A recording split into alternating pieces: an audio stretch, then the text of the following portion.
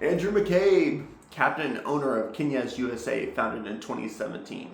Been fighting in the sport for almost 10 years. Started fighting in DFC first. Current AMMA middleweight champion. Knyaz USA is ranked number one team in the U.S. Got second place at Worlds in the tournament last year. Countless tournament firsts, wins in both national and international. Also a full contact jouster for Knights of the New Order and has been jousting for a year and a half. How are you, man? Good, dude. How are you, man? Good to meet you, man. I'm fucking awesome, if I'm honest. Uh Dude, I'm doing super good. This whole interview thing that I've been doing, I wasn't intending to start a podcast, but right. it's kind of hitting, kind of slapping. I don't know if you watched any of the other ones. I just I watched released part of Sam's and a couple others. I just released my third one with Kathleen McQueen, and the amount of time and uh openness a bunch of the people have given me has been actually like really inspiring. So thanks for making the time, man. Yeah, not a problem, dude. Tuesday night. The boys actually just left the house. They're all Really. training tonight. So yeah, it's a good night, man. It's a good night.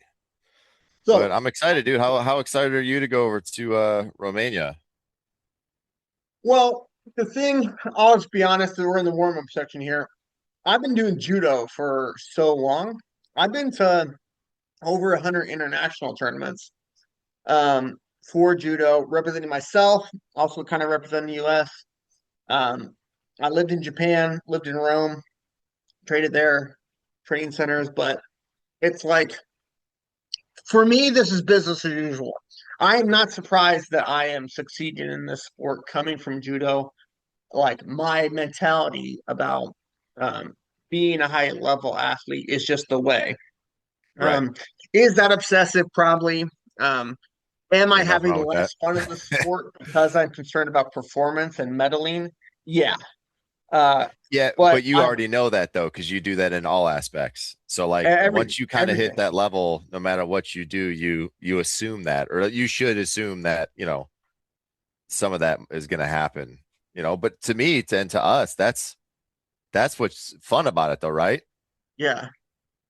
So The mindset for me would be if I weren't succeeding, um, medaling at tournaments and you know doing big things and trying to be the best, then it's like I would ask myself, am I fooling myself that oh I'm just having fun? Where I could be doing better and I would be enjoying it more because I was medal counting, kill counting, succeeding.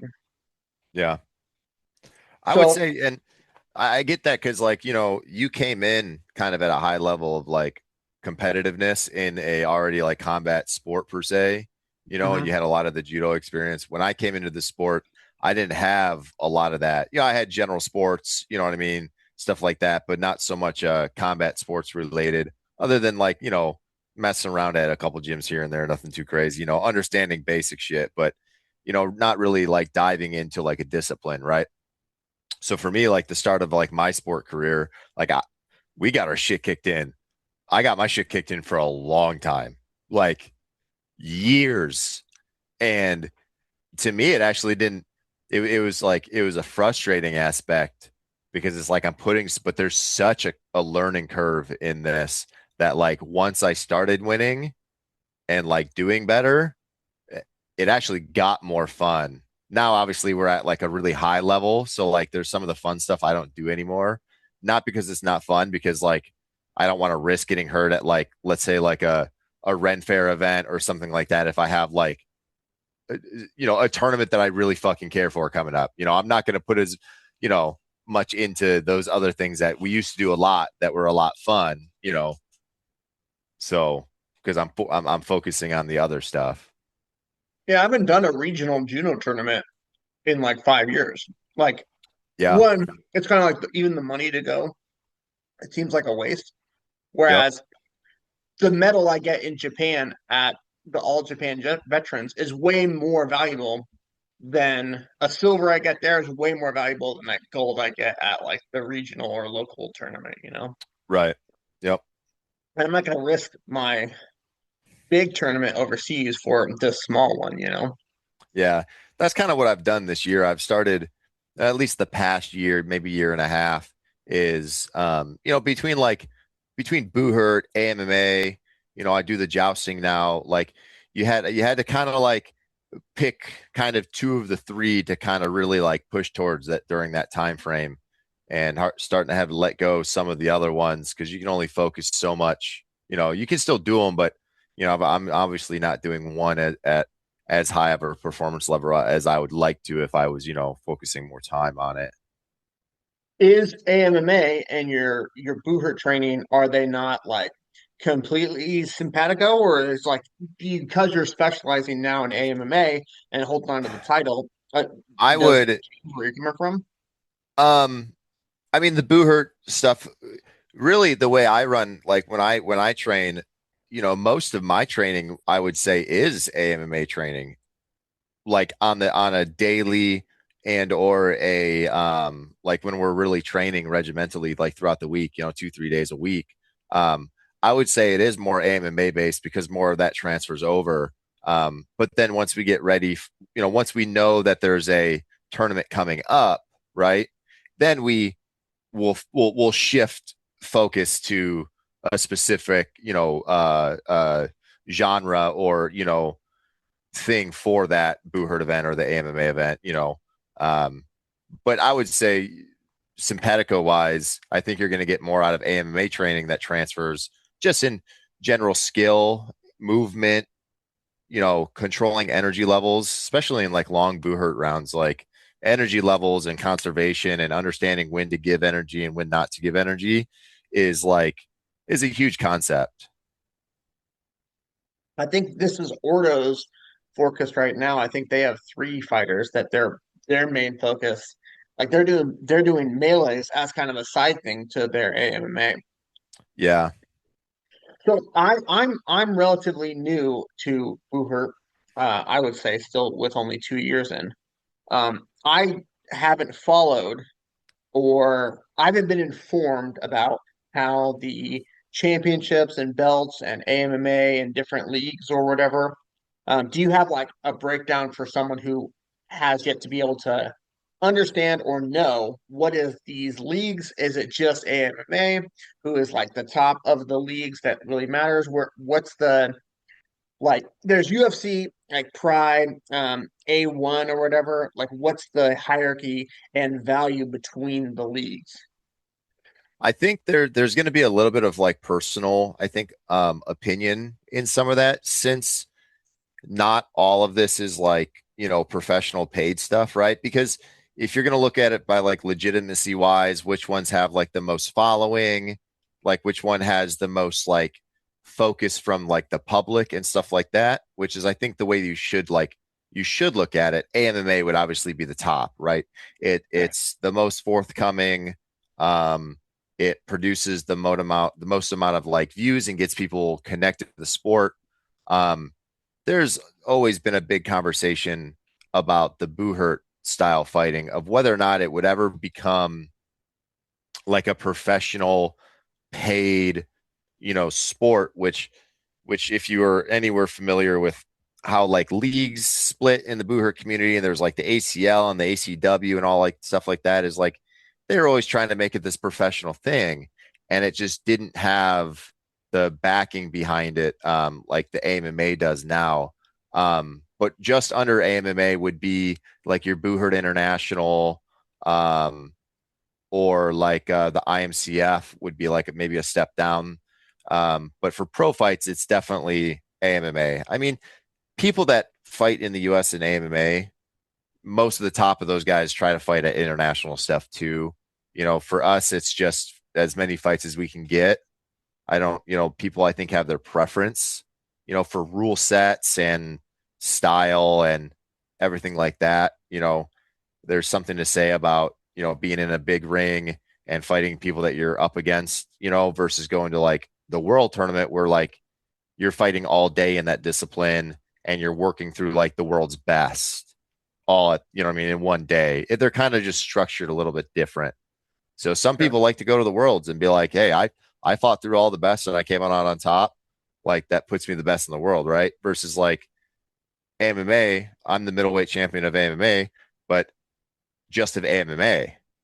There's other leagues that haven't competed, other countries that haven't, brought fighters over, haven't been able to, fight enough versus like, people like going to worlds because you can knock it out right there. So I think it's just what you're looking for is really how you would kind of, I think, rank the standing of the leagues and the different genres between Boo and like AMMA style pro fights.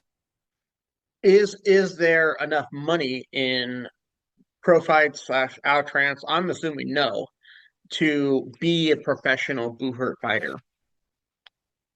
Um, well, I would say real quick, when you ask me those questions, make sure that you're signifying the difference between if you want an AMMA fighter or a boo fighter, because they're two different, there's very different aspects, right? So if I'm going to become a pro AMMA fighter, I'm not a pro boo herder, because I don't think anybody is considered or will be considered like a pro boo herder yet, because there's no money backing at all for the boo herd, which is the team fights, as you know.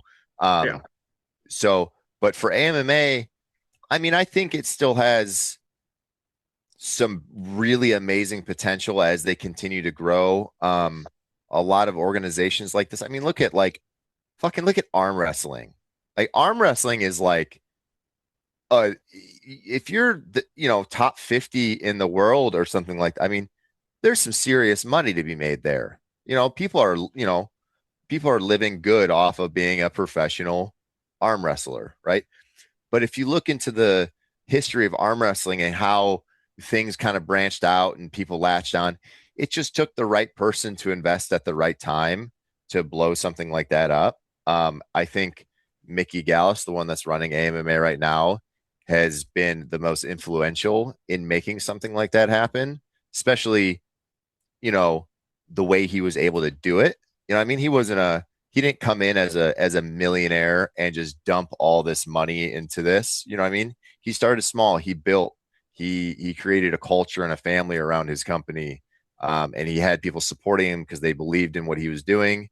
The community really, I think, for once saw that, hey, this for finally somebody was kind of taking the thing that we all loved, that we wanted to become professional, and giving us the best route to do that without focusing on making himself money and just promoting the sport, making, the thing that we love become a professional, someday maybe possible professional, lifestyle for people.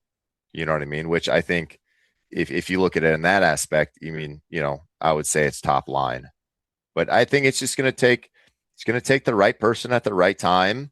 And I think it's going to be one of those really random where the stars align and somebody just puts their, a huge backing on it or something. And then it's just going to explode. So questions are going to be a little random here.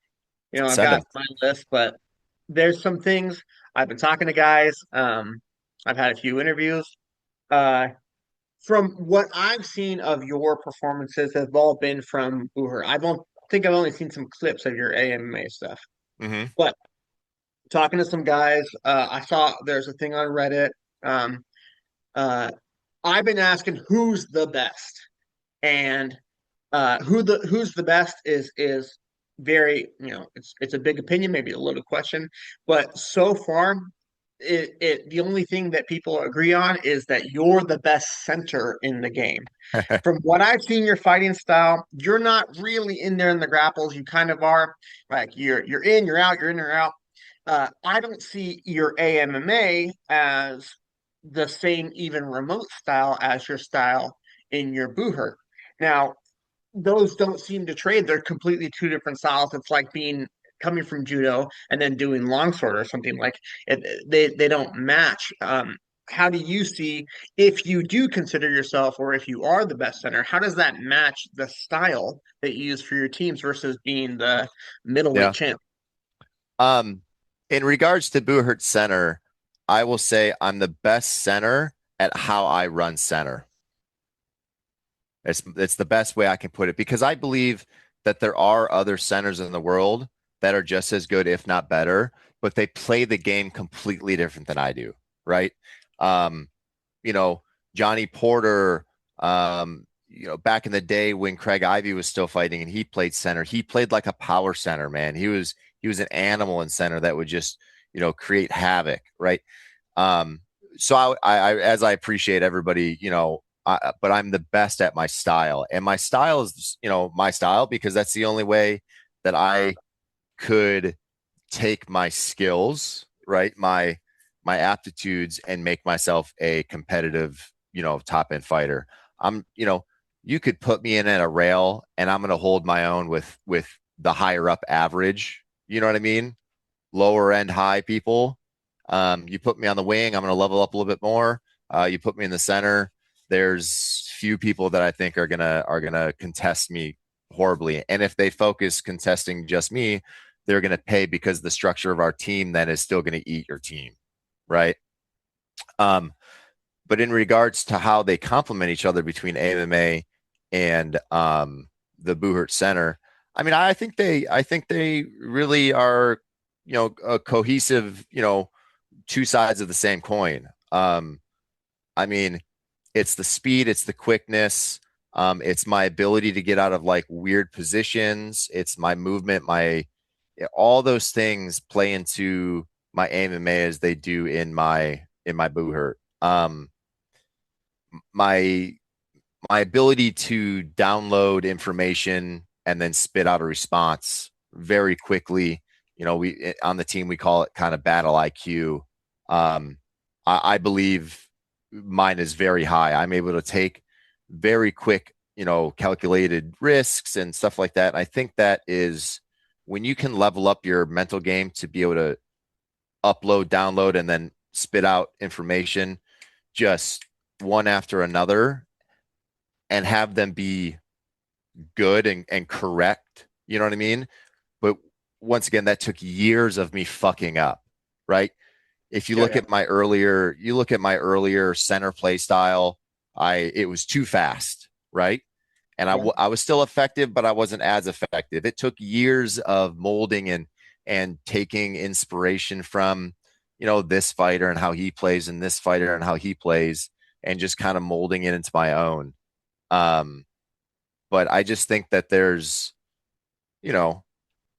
like you said, I mean, the difference is clear, because the role I play in a Buhert versus like a one-on-one, I'm all on my own, right? I have to, everything's on me, which is like the stress of, individual competition, right? That's like what most people fear. That's why people like team sports, because there's a part of that you can say, well, what I'm lacking in today, my brother over on the line here will pick up, and what so-and-so is lacking today, so-and-so will pick up, and you have this cohesiveness as a team to pick each other up when you guys are having off days and fill in the slots and stuff like that.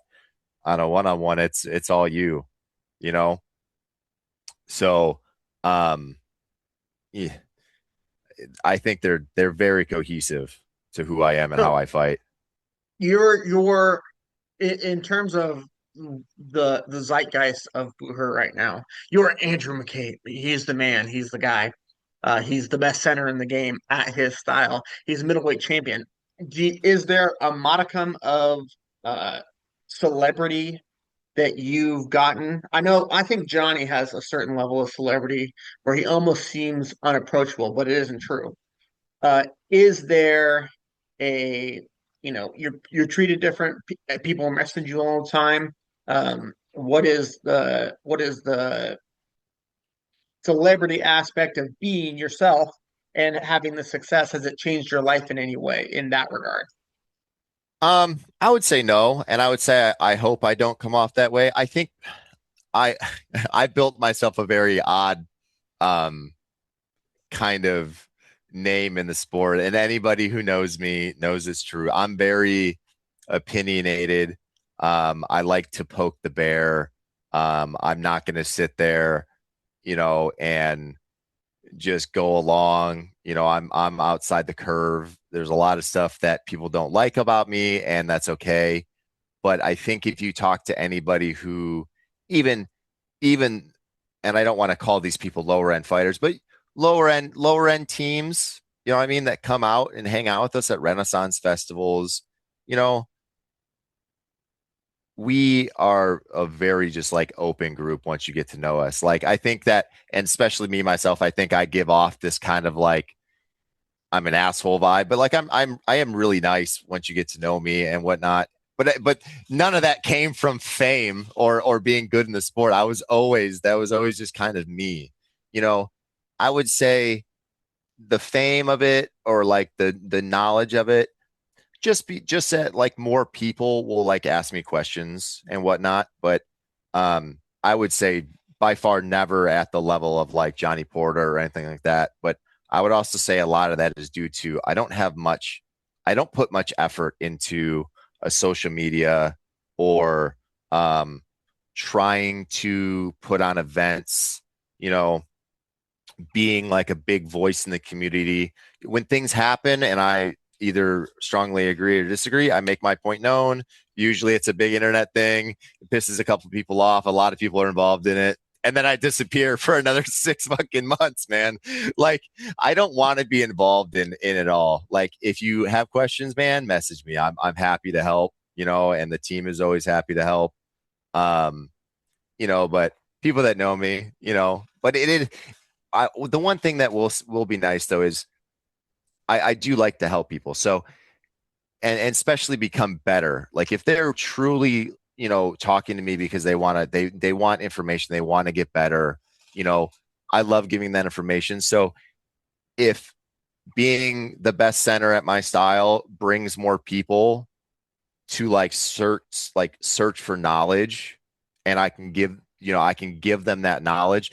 That was, you know, I don't know if you're familiar with like Dominus and like kind of how that formed and kind of like some of the mottos that we kind of carry as like our fundamentals and like being a Dominus member and then being like a teacher aspect. Like everybody who is like in Dominus and let's say like higher up in the Dominus ranks, right, are there because we Black want belt. to right, we want to progress, right, we want to share this knowledge and we want to progress our sport for the same reason that Mickey Gallus is doing such amazing things with the AMMA is we want this sport to continue to grow. We don't want it to be stagnant.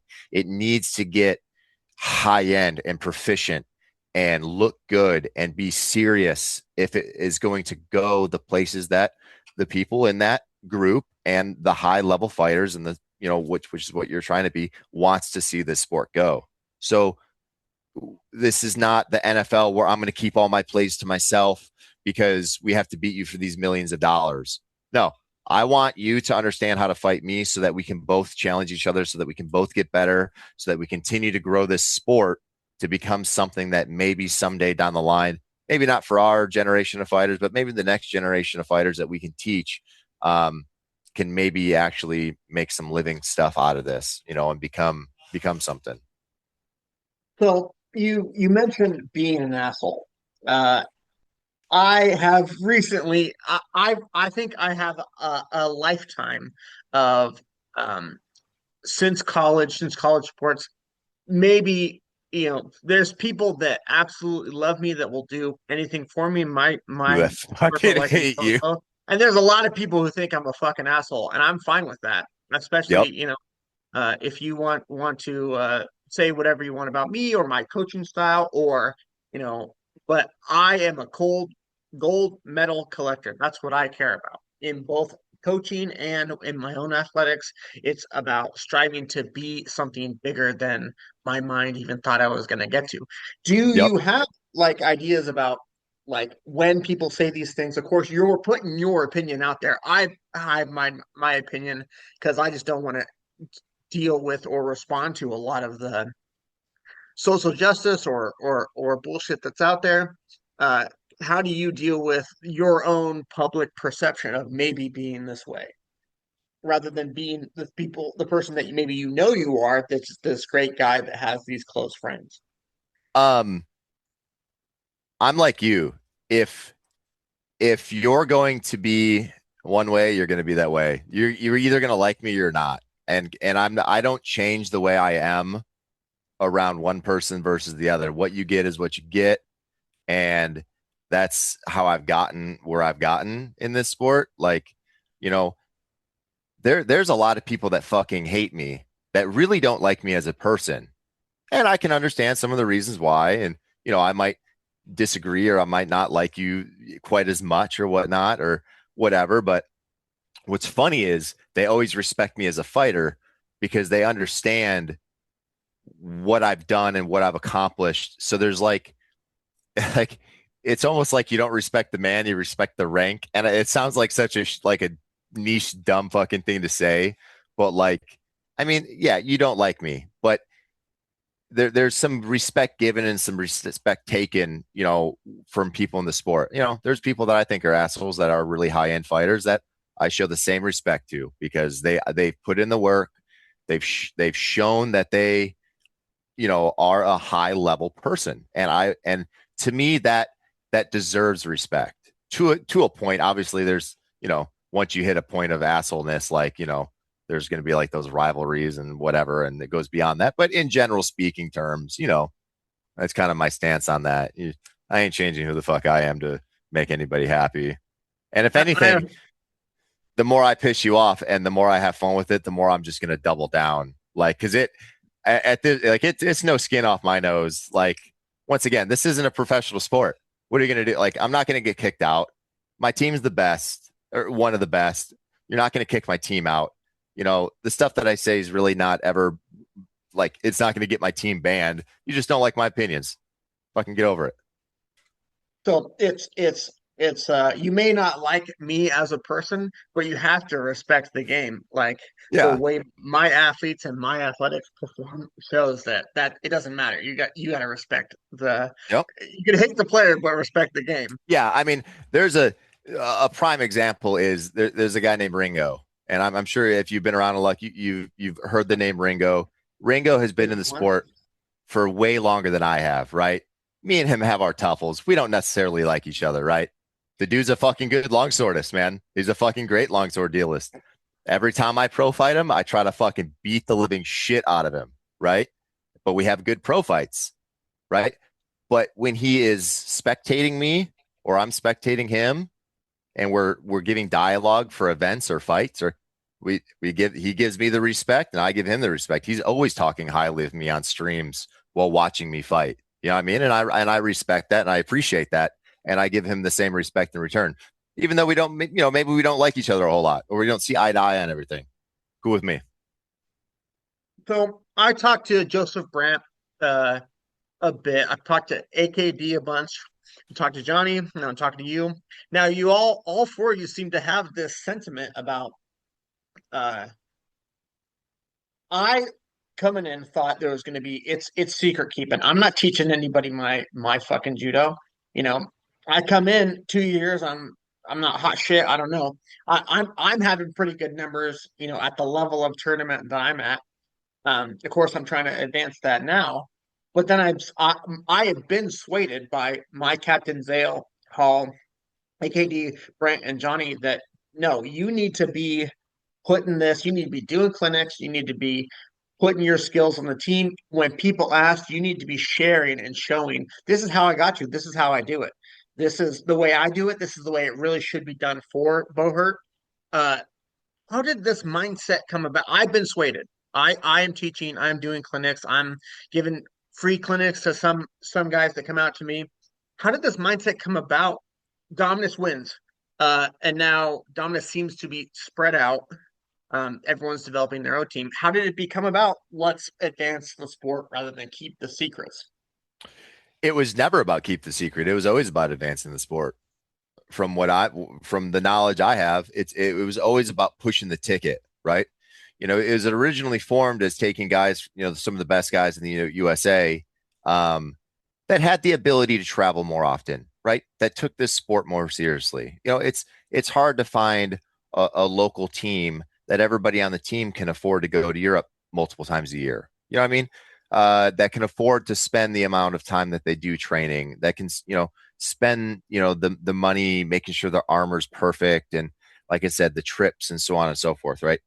So at first, I believe it was put together so that, high international or high national level guys could have a team that was always ready, could always go overseas to the higher end tournaments and compete at a high level, right? Because that's what everybody's looking for. And it's like I said, it's hard to do with a homegrown team where everybody can afford it.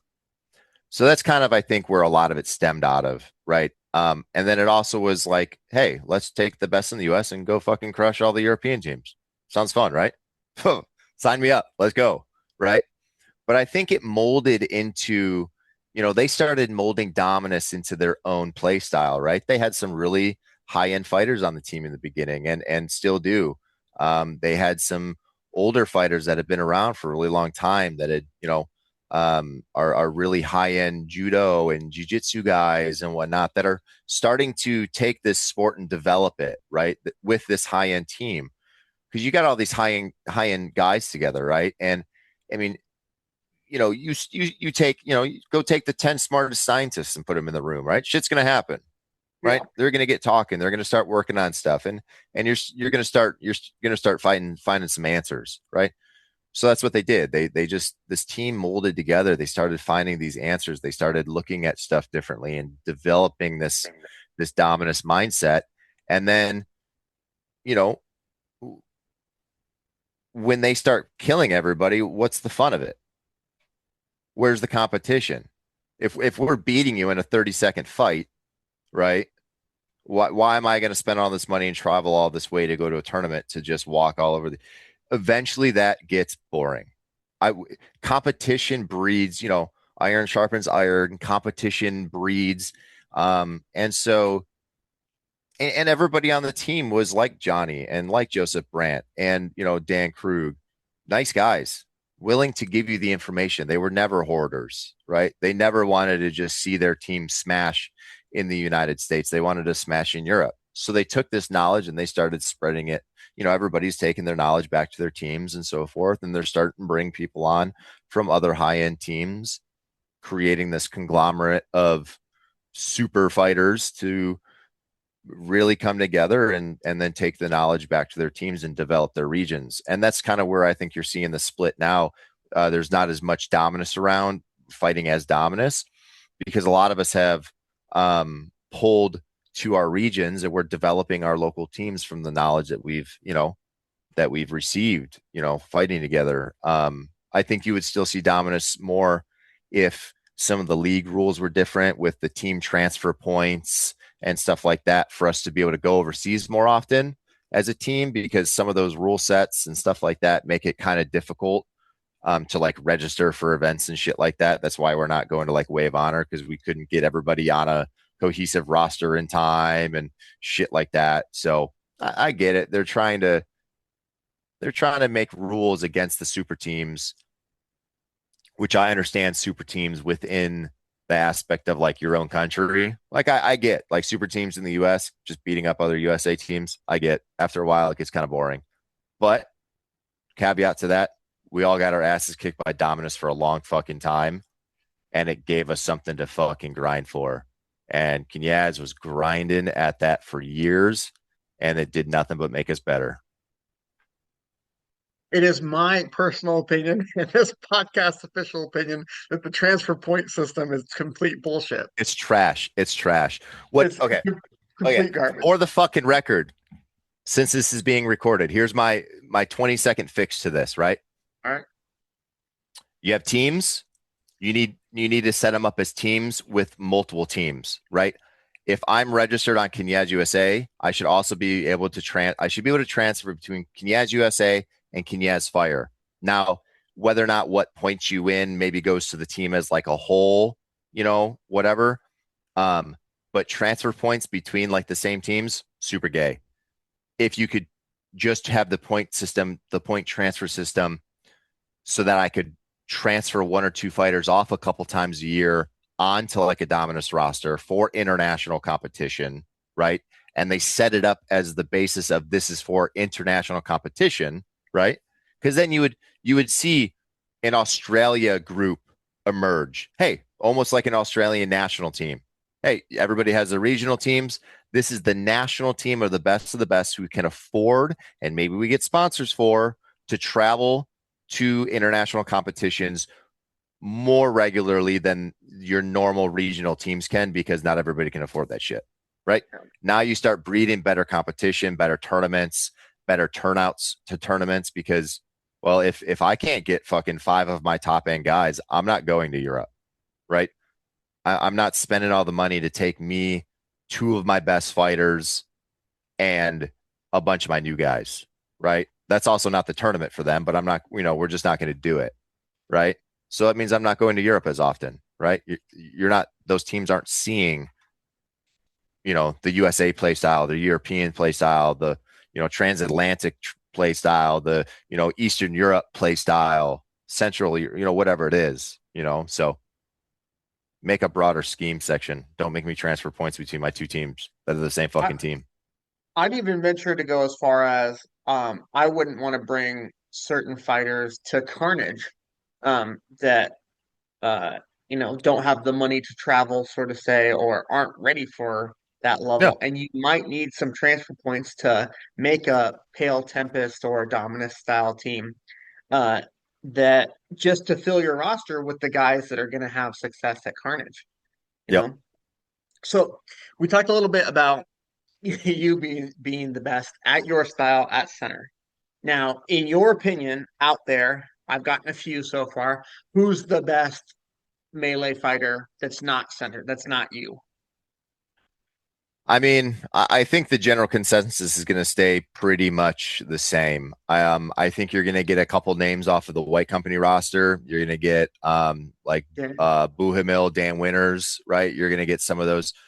It's going to end up being the top guys from most of the top teams, right? You've got Joseph Brandt, monster, Johnny Porter, monster, Alex Doss, monster.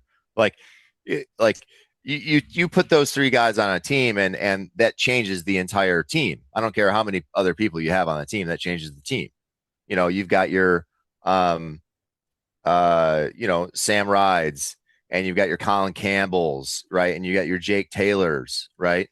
Um, you've got guys in Denmark. You got the Sajabal brothers, you know what I mean, from the Denmark team. You've got people all over, right? It's hard to say, down in Texas, you've got Brett Skinner, right? These are all names that if you say these people's names and you've been in the sport for like over 2 years and you don't know who they are, you're doing something wrong, my guy. You're doing something real fucking wrong. You should know who these people are within your first year. If you're doing your research, if you want to become good, if you want to understand the logistical mind fighting of this sport, how this is supposed to be done, those are the names you better know. And you should be watching their fights. You should be learning the people on their team, and then you should be following those people. You should be seeing what they're doing different, right? And because it's all the best in the world, you know.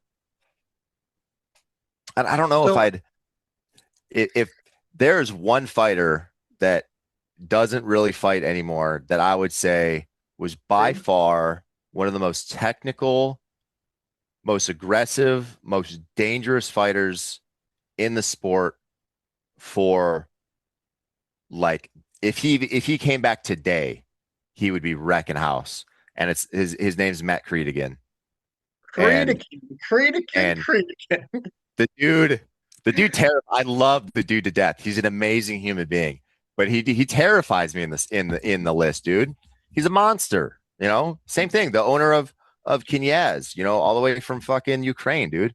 When I met Ilias, the shooting, the guy that owns the guy that owns and runs, the main team, dude's a monster. I literally looked at my partner. I go, that's a fucking man. Like, just a monster, And Creedigan's not even like a jacked dude, but he's just the scariest motherfucker you'll ever meet, especially in the list with a big old top helmet, a fucking 10.5 foot long pole axe, man.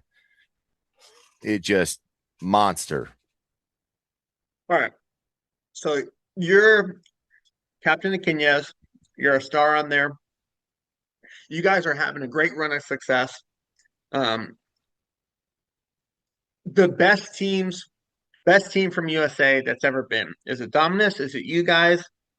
Could you beat them now, even though they're not really getting together? What do you think about that matchup? Well, caveat real quick before my team gets pissed off when they watch this. I didn't name anybody for my team because we're talking about Knyaz, but you could take multiple people on the Jimmy Shot, Sean, people on our team that are top of the line as well. Which leads me into the answer of Dominus versus Knyaz. Best USA team ever built, Knyaz USA, because we're the best USA team ever built. We're not a conglomerate team, right? Dominus is a vanity project conglomerate team. Best team possibly made in the US, Dominus. Obviously, I mean it's the all-star team, Yeah. right? You take my very best lineup, right? And then you clone like a couple of us that are going to float over the Dominus roster, and then you take all the other people from Dominus and you fight us, me center versus me, and then lineups. Dominus is still fucking winning that every day. I mean, So we'll take them, we'll get them close, but you take a round off them. we have. That was the best fucking round we've ever had. So I come from judo. I'm in the plus 100 kilograms category, which is 220 pounds and above. My fighting weight 260 when I was on the national team. I'm fighting guys 6'4", 6'5", 310 plus. And so I was a little guy compared to these guys at 6'1". Mm-hmm. I passed by you guys. You guys are tier 1 at Carnage. I noticed you got a bunch of big boys on there. Yeah, and I I'm not see one of them. you're not one of them. You can see where my question's going. You named a couple guys that are not huge guys. Brant's a pretty big fellow, but some of these guys they're skinny. Um, they're maybe not like jacked, but they're great fighters. Now, what is the balance between a team full of these hulks and a team that is these skill monkeys? Um, there's probably a couple aspects to that, little like nuances. Um, it's obviously how the team plays as a whole, right? You can take 5 absolute monstrosities, okay, that have never fought together, and you put them against a team of me's and Johnny Porters and whatnot. Maybe we fought together for a year. We're gonna wreck them every time. I think there's a lot of teamwork. I always tell people, especially when they're starting off in the sport, like armor is like the great equalizer, right? I fucking drop big dudes all the time. I love them. Actually, I prefer fighting a big dude in armor than I do fighting a guy my size. You know what I mean? It's easier for me to, in essence, boo hurt is a really fucking stupid, simple sport. All I got to do is put you on the ground and not touch the ground. It's like, it's a playground.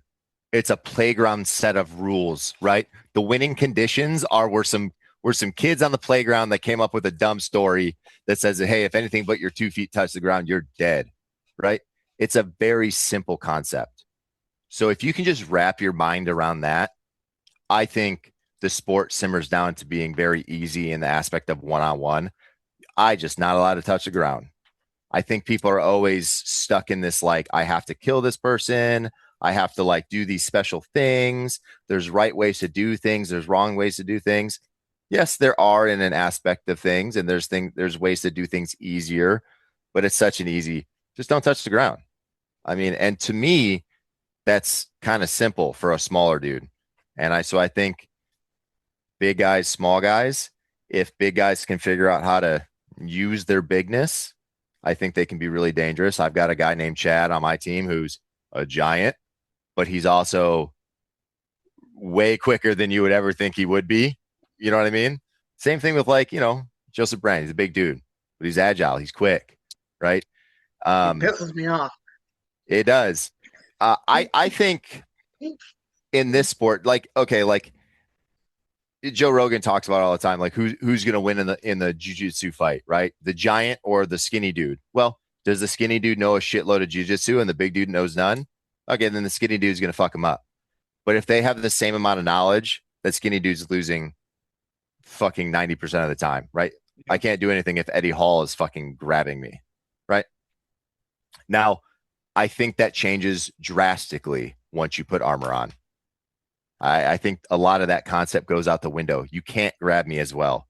You can't, you don't have fingertips. You're going to have to figure other things out. And I'm a slippery motherfucker in armor. So I think the skill monkeys are winning that one. There's skill monkeys, and then there's the plays that we do. Is there, um, you know, everyone's got a plan until they get punched, right? Until that first 10 seconds in the list is up. Is there over planning, over playing, over play booking in our sport? Oh, 100%. I think every fight happens in like 10 second like increments, right? The fight progresses so quickly, it happens in these 10-second snippets. So much can happen in a Booherd fight in 10 seconds that you need to be able to switch the script real quick. So really what I teach is I talk about micro fights, and these are concepts I picked up from Johnny Porter and Brett Skinner, and these little micro fights and these micro wins, right? I think if you train a lot of that, and and a lot of it comes just with cohesiveness with your team, and that just comes from years and years and years of fighting next to that person, having an unspoken bodily communication. You know what I mean? You just read each other's body language. I can look over across the list, and I see Nick Huey, by far one of our best grapplers, one of the best grapplers in the States. And I can't even see his face through his helmet, but we've just had like a full conversation. I know exactly what he's thinking. He knows exactly what I'm thinking. And that just comes with years of fighting together, right? And then when that happens, yeah, we have a general idea of how we want the fight to flow, right? We might have an opening move or two. This rail might do this, the center might do this, that rail might do that as an opening. And we might say, hey, this is going to be the aggressive rail. So this is kind of this right side of the fight's going to develop a little bit faster than the left side is. And we might kind of try to control maybe like the line of scrimmage, right? We might try to cant it to our advantage. We might try to limit some of that. And I think that is all very controllable for, a time period, but eventually the fight just progresses into a very organic thing that your battle IQ and your cohesiveness with your team has to be top of the line. And once again, I mean, you can work. Hey, cool. I'm over and I've linked up with a buddy, and there's two of us and there's one on him. Cool. We work 2-on-1s all the time. There's my little micro fight. We train a lot of 2-on-1s. I'm in this situation. Boom, boom, boom. Now I'm back out, and I gotta pick up all the information again, download, and start making some more, decisions. So, you get a plan as much as you can.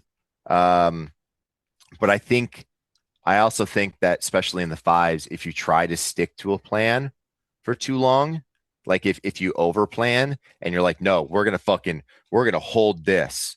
I think most of the time that fails, pretty early on when I started becoming real dangerous and coming into my own as a center. And it still happens today, but a lot of teams will put so much energy and so much focus on stopping me or stopping a singular key player, which there has been times that it works, but not against high end teams. It only works against the lower end teams where everybody else on the team's kind of a schlub, and you're like, yeah, that fucking guy right there, just kill him and the rest. When everybody on the team is a fucking killer, that gets difficult to do. If we've had a lot of teams just focus on like one of us, that's a bad call. We're all too dangerous for you to put too much focus on a singular person. And I think over planning stuff like that will bite you in the ass more often than not. So you guys have what I would perceive as a fairly deep roster for Knyaz Fire, right? You're split into two teams. How are you selecting these teams on who's on what? I'm assuming a tryout system. When do you make the difference between this guy? I know how to fight with him. We make this action. We know how to converse, but this guy did better in the tryouts by the metrics, by the numbers. However, that's decided for you guys. How are you making those decisions? Um, so a lot of it's team conversation and stuff like that. We don't actually have like team tryouts, right? We have what I call the strain. Like it's just, to me, it seems very plain and simple. Now it gets a little bit more difficult when, let's say, you have 30 people that can show up to practice every fucking day. Everybody's busting their ass every day, and there's multiple people that are very close in fucking skill set, right? Now, Knyaz USA has a deep roster, but our roster's spread out, right? Um, and so basically the way that we do it is ego has to go out the window. Okay. On this team, there is no ego on this team. There's an open conversation, right? Um, you should know where you are on the team. Okay. People know deep down if they've put in the effort, if they put in the time, if they put in the training amount, to validate where they think they belong on the team, right? When they really dig down deep, there should be it's you should know, right? And so when you see a fighter who's a high-end fighter and he's showing up to practice every day, right? And there's somebody that's not chasing that, don't expect to then take his place one day. So the way that we do it is most people on the team kind of know where they stand skill wise, right? I know who's better than me. You know who I'm better than. This guy kind of knows who he's better in just because we fight and we practice together all the time, right? After that, it kind of comes down to who's putting in the effort, right? It also comes down to who can make the events, right? So there are times that since we have, team members that are outside of the state, they don't get to train as often with us. As long as they're keeping up on their physical fitness. Nick Huey's a good example. He lives about 6 hours away. He's able to get up to us once a month or so when we're practicing, for like a big tournament. But he's staying in shape on his own end. And yeah, he might not be at practice a lot, and somebody else might be at practice more, but they know they ain't beating Huey. They just know it. So we have our set roster kind of every year. We know who can show up to the most tournaments, who the best fighters are on the team. They get the first 8 slots, right? And then after that, then it comes down to a little bit more of an equal, let's say, playing field of skill versus time given. Yes, you're a high-end fighter, but you're never here. And you're not that high end of a fighter that you can say, hey, I don't need to be here for 6 months. I can jump back in, flow in like I've never left, and still be better than all these people. Like bringing in like a Merc. Like if I brought in Johnny Porter, right? Could anybody on team 2 say, hey, I'm better than Johnny Porter. I deserve that spot. No, Johnny Porter's fucking Johnny Porter. Yeah. You know what I mean? But with team 2, what we basically do is the next best 8 and the next top 8 that are training the most and can train together the most. And then as I lose people from roster 1 or team 1, Knyaz USA, I would then backfill from who I think is the best in that position, who's actively fighting on the roster of Knyaz Fire. And then it trickles down. Now the next pool of people, right, who you should know kind of where you are in that lineup with your training, where your skill set is, so on and so forth, then backfill the Knyaz Fire roster, right? Now, the only time that caveat doesn't happen is, let's say I lose a very important rail. Let's say I lose, Jimmy or Chad or Nick Huey for a very important event, right? For a carnage level event that's going to qualify us to go somewhere, right? Am I going to backfill that spot with the next best guy on Knyaz Fire? Maybe. Depends on what the slot is. Depends on what the needs of Knyaz USA to be a competitive team and to continue pushing the bar and becoming better is going to override that. And we will pull in a Merc, let's say. but it has to be somebody that we vibe with, that maybe has fought with us before or that we've fought with before. I'm not going to bring in, a random high end fighter that I really don't know much about. You don't know You what know the what I next. mean? We don't know, I know I'll bring in a fighter that I know can fill the position and play the way that we need to play. If I can't, I'll bring in one of my own guys the next level down that would fill it in because they know how we play better. There's a my mind is like it's ticking through this tree, right? Of yes and no's and yes and no's, right? Of where do I finally end up at, right? Can I sacrifice this for this? There's so many metrics that go into it. But we're also, I always joke that we're like not like a dictatorship, but like I also kind of get the last say. But there's guys on the team that have been on the team for a really long time that really get as much say as I do. I mean, they heavily influence, you know what I mean? And that's just kind of been the metric of the team forever. I mean, we're so tight knit and we've been together so long that, it things just kind of there's been some trifling times, you know what I mean? And egos and issues with how we do things. And we've whittled it down and we've kind of come up with our own, way of doing things. And for us, I think it works out well. And it's, the proof is in the pudding. I think we've done very well, and we really haven't brought on mercs before. We bring on people from other teams at times. But I never try to steal people from their teams per se.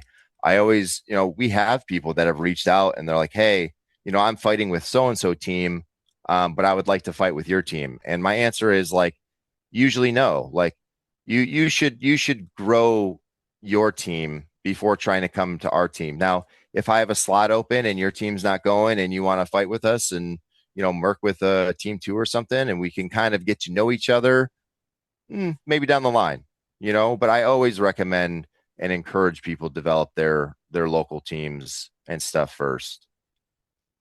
So in my situation, I'm talking, how do I level up? How do I uh do more than the limits of my situation? Talking to AKD, talking to Johnny, talking to um my captain Zale, all their advice was the same, was that, well, you got to go out there. Now you got to start seeing these guys. You got to go fight with all these other boys at whatever higher level you can do. That's why I'm doing this Romania trip.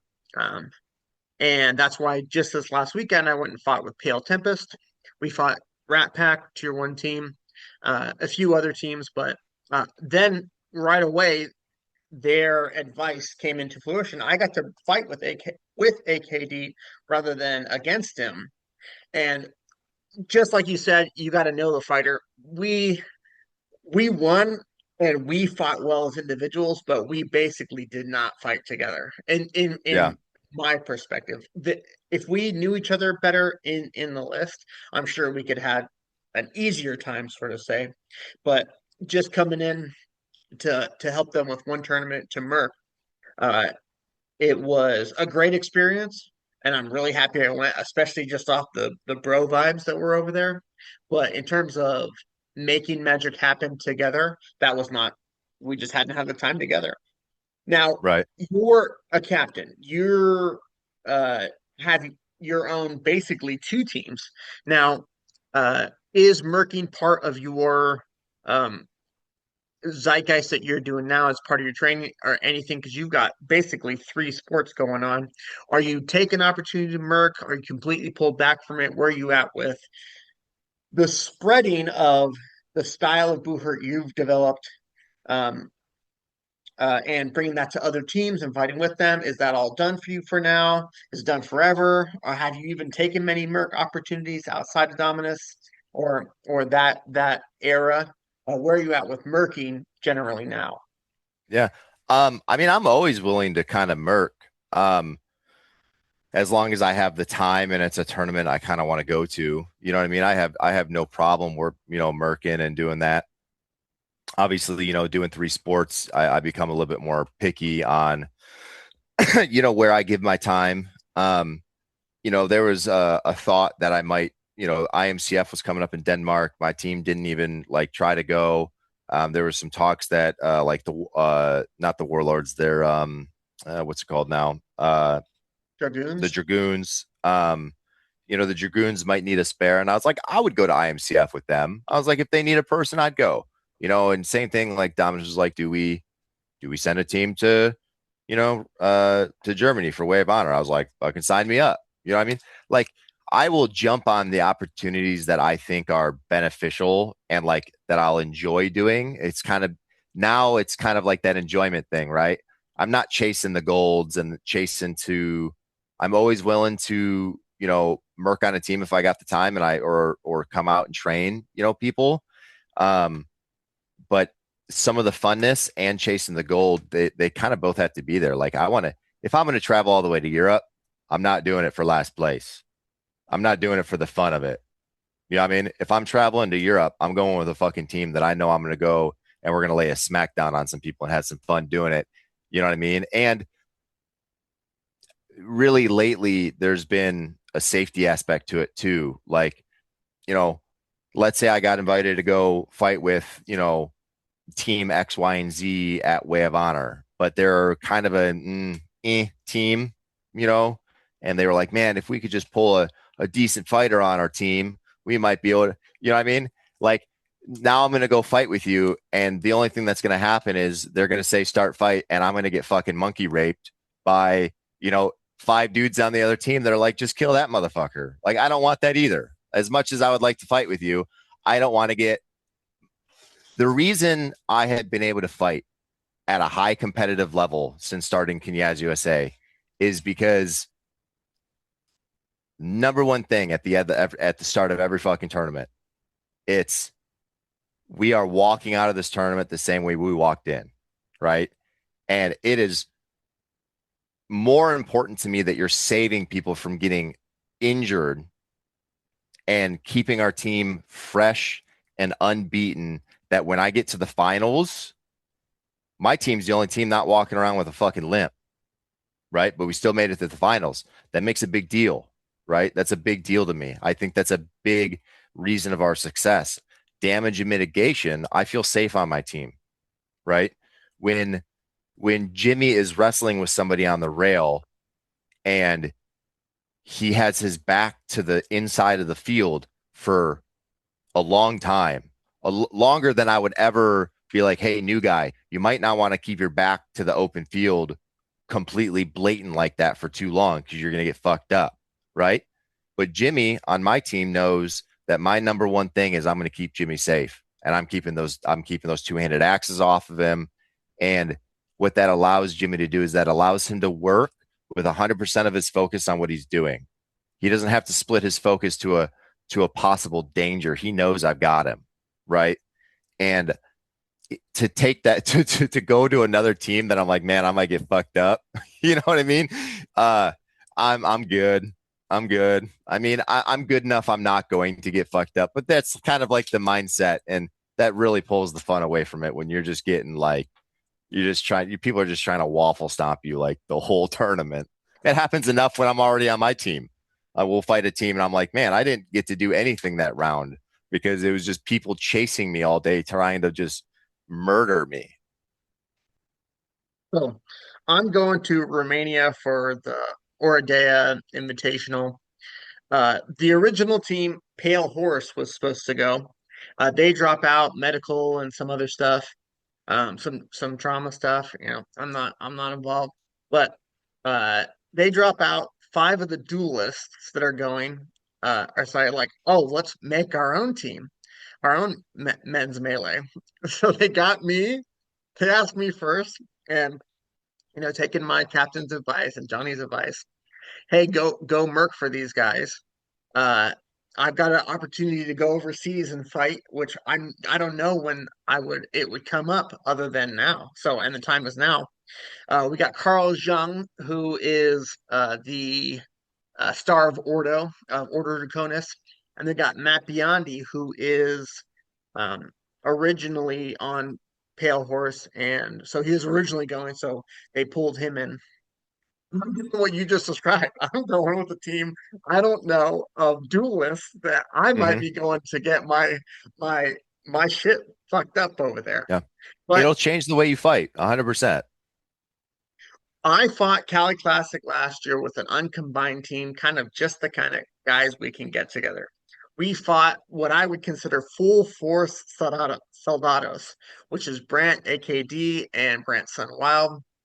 I got some other great guys in there. Uh, and I went, and it was a test. It was a test of what I can do as my own individual fighter. I Ironman the tournament. It was the first time I Ironman a tournament, and I got my bottom beat. I got beat up real good at that tournament. Spent more time on the ground than I ever have in practice or at tournaments since, and I've since come to a level where I know I'm plateaued right now. I'm building my VO2, my athletics, but in terms of my skills, where my proficiencies are going, we've got a very new team. Our team is only like 2 years and a few months. We're Company of the Bear. We were Earthus. There's all the shit that went down then. There was no team for more than 2 years, I think, in the Bay Area. I'm going over there to get my level up and to test myself in a new way, and to do basically the advice I've been given. But I'm also used to representing Team USA in a certain way. Now, this is not Team USA. We're representing ourselves. We're the Minutemen. Uh, I'm used to uh, being around the planet, fighting the biggest guys on the planet, and relying on myself. And I know I need to transition into this fighting with a team and kind of developing all these, let's say, soft skills, this fighter IQ, because I know how to fight the guy right in front of me. I'm almost always winning. There's very few guys that can get me now that I've figured out how to fight in armor. Now, when you're overseas, you're with Knyaz or whatever great team that you're representing. What is being representing the US and representing yourself or just representing Knyaz? What does that mean to you, maybe spiritually or emotionally, or just as your sense as maybe even just as a man? Yeah, for me, I went to like Serbia in like 2017 or 2018 for like the very last Battle of the Nations, right? As my very first international tournament with DFC, kind of a mixed team. Um, and I mean, the first time was like, it was just, to me, it was just eye opening, right? Obviously, there was this sense of pride, right? And brotherhood that went into it with everybody, making the pilgrimage and the journey over there to do this crazy thing. You know what I mean? There's a sense of connection in that. That was really cool. Some of the guys that I shared that experience with, I'm friends with to this day, and I'll be friends with them, until I'm dead. And so there's a lot of that that's really amazing about, especially like representing the USA. Because there's some of that, because so many people come together to represent the USA. There's some of that country pride, you know what I mean? And stuff like that. On a personal level, it's just a feeling of like, holy shit, like, you know, not a lot of people in their life, and I think this is a big issue with, the world that we have today, is has pursues to be a master at something, pursues to be, at the top level of something, right? And so to strive to be at the top level of something, and then, at the time I was shit. I was a shit fighter. And in retrospect, I had zero rights to be at that tournament, right? Like, my skill level in no way, shape, or form reflected, why I should be there, right? But it gave me the sense of like, hey, dude, like I am now, I've pushed myself. We still made it, but the requirements were quite slim at the time. Now fast forward with Knyaz USA, you know what I mean? It's a different feeling, because now we've made it with a team that we built ourselves, and we know we're at the top, right? And so there's that sense of pride of like, hey, like, we're here because we deserve to fucking be here, right? And that feels good, right? It's this thing that you put so much time and effort and blood and sweat and tears and financial, stress, maybe issues with your family or the stuff that you put on the line as trying to focus on and become, a real professional, to push yourself to those limits, is something that if you've never done it, I urge you to find something to push yourself to those limits. You know what I mean? In any aspect, just to feel how good it feels when you do eventually get there. With the USA was the same. I fought with the Warlords overseas before. That was the first time I'd been overseas and fought at a high caliber, because I had gone to Europe and fought Battle of the Nations and just got shit wrecked, right? Came home and I was like, wow, what an experience. Like, what a humbling experience. Like, I thought I just was good enough to make it to Worlds. No, fucking sit down, shut up, go back to the playbook because you got some learning to do, right? And I did. And I spent years. And then finally I went back to another Worlds with the Warlord team at a peak level of fitness and a high, level of proficiency in the sport. And it was a completely different feeling, right? Because now you're like, I'm fucking winning at an international tournament, and we went far. We went real far, especially for having a little bit of a hodgepodge of a team. You know what I mean? We were all good fighters, but there wasn't that cohesiveness, right? So then you fast forward again, another year, and I go to Italy with literally 5 dudes. So we had 6 dudes, right? To basically Ironman a tournament in Italy, right? Which was a well-known tournament that there was like a pseudo Russian team at, right? And as the 6 of us fucking rocked that tournament, man. I mean, we literally put our blood, sweat, and tears in it, man. I got my face cut open. The other dudes got hurt. I fucking busted an ankle. One of the most like grueling tournaments ever, right?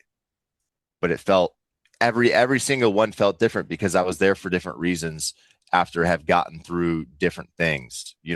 Different things led me there, and I was a different person every time I got there. And the circumstances was a little bit different versus team, versus Merc, versus USA representation, right? So I've kind of got like a very weird little, I've done I haven't done as many as like Johnny Porter and whatnot because he's been around for so much longer. But I have so many different experiences because the sport has changed so much, and I've jumped from the different skill levels and the different teams and having my own team and USA team versus, so many emotions and stuff that go in it. So you guys got second at Worlds last year. Now, Yep. that's amazing. You guys are, there's a thing. I've always been more happy with bronze than silver every time it happens. There's something about losing in the finals, losing that last match that affects you. Now, you guys were the second best that there is. Was it, oh yeah, we got silver, we did our best, or was it we fell short? What was the team sentiment at you Oh, guys being Knyaz USA? You guys yeah. are I mean, guys here over yeah. there.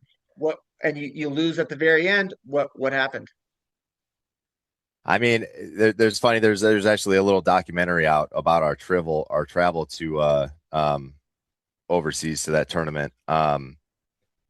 And it shows a little bit of it, but it doesn't deep dive into it a whole lot. I mean, we lost that fucking tournament by, a minuscule. And winning's winning, whether it's an inch or a mile, which, to us, we lost. Hey, we got second, we'll have to do better next time.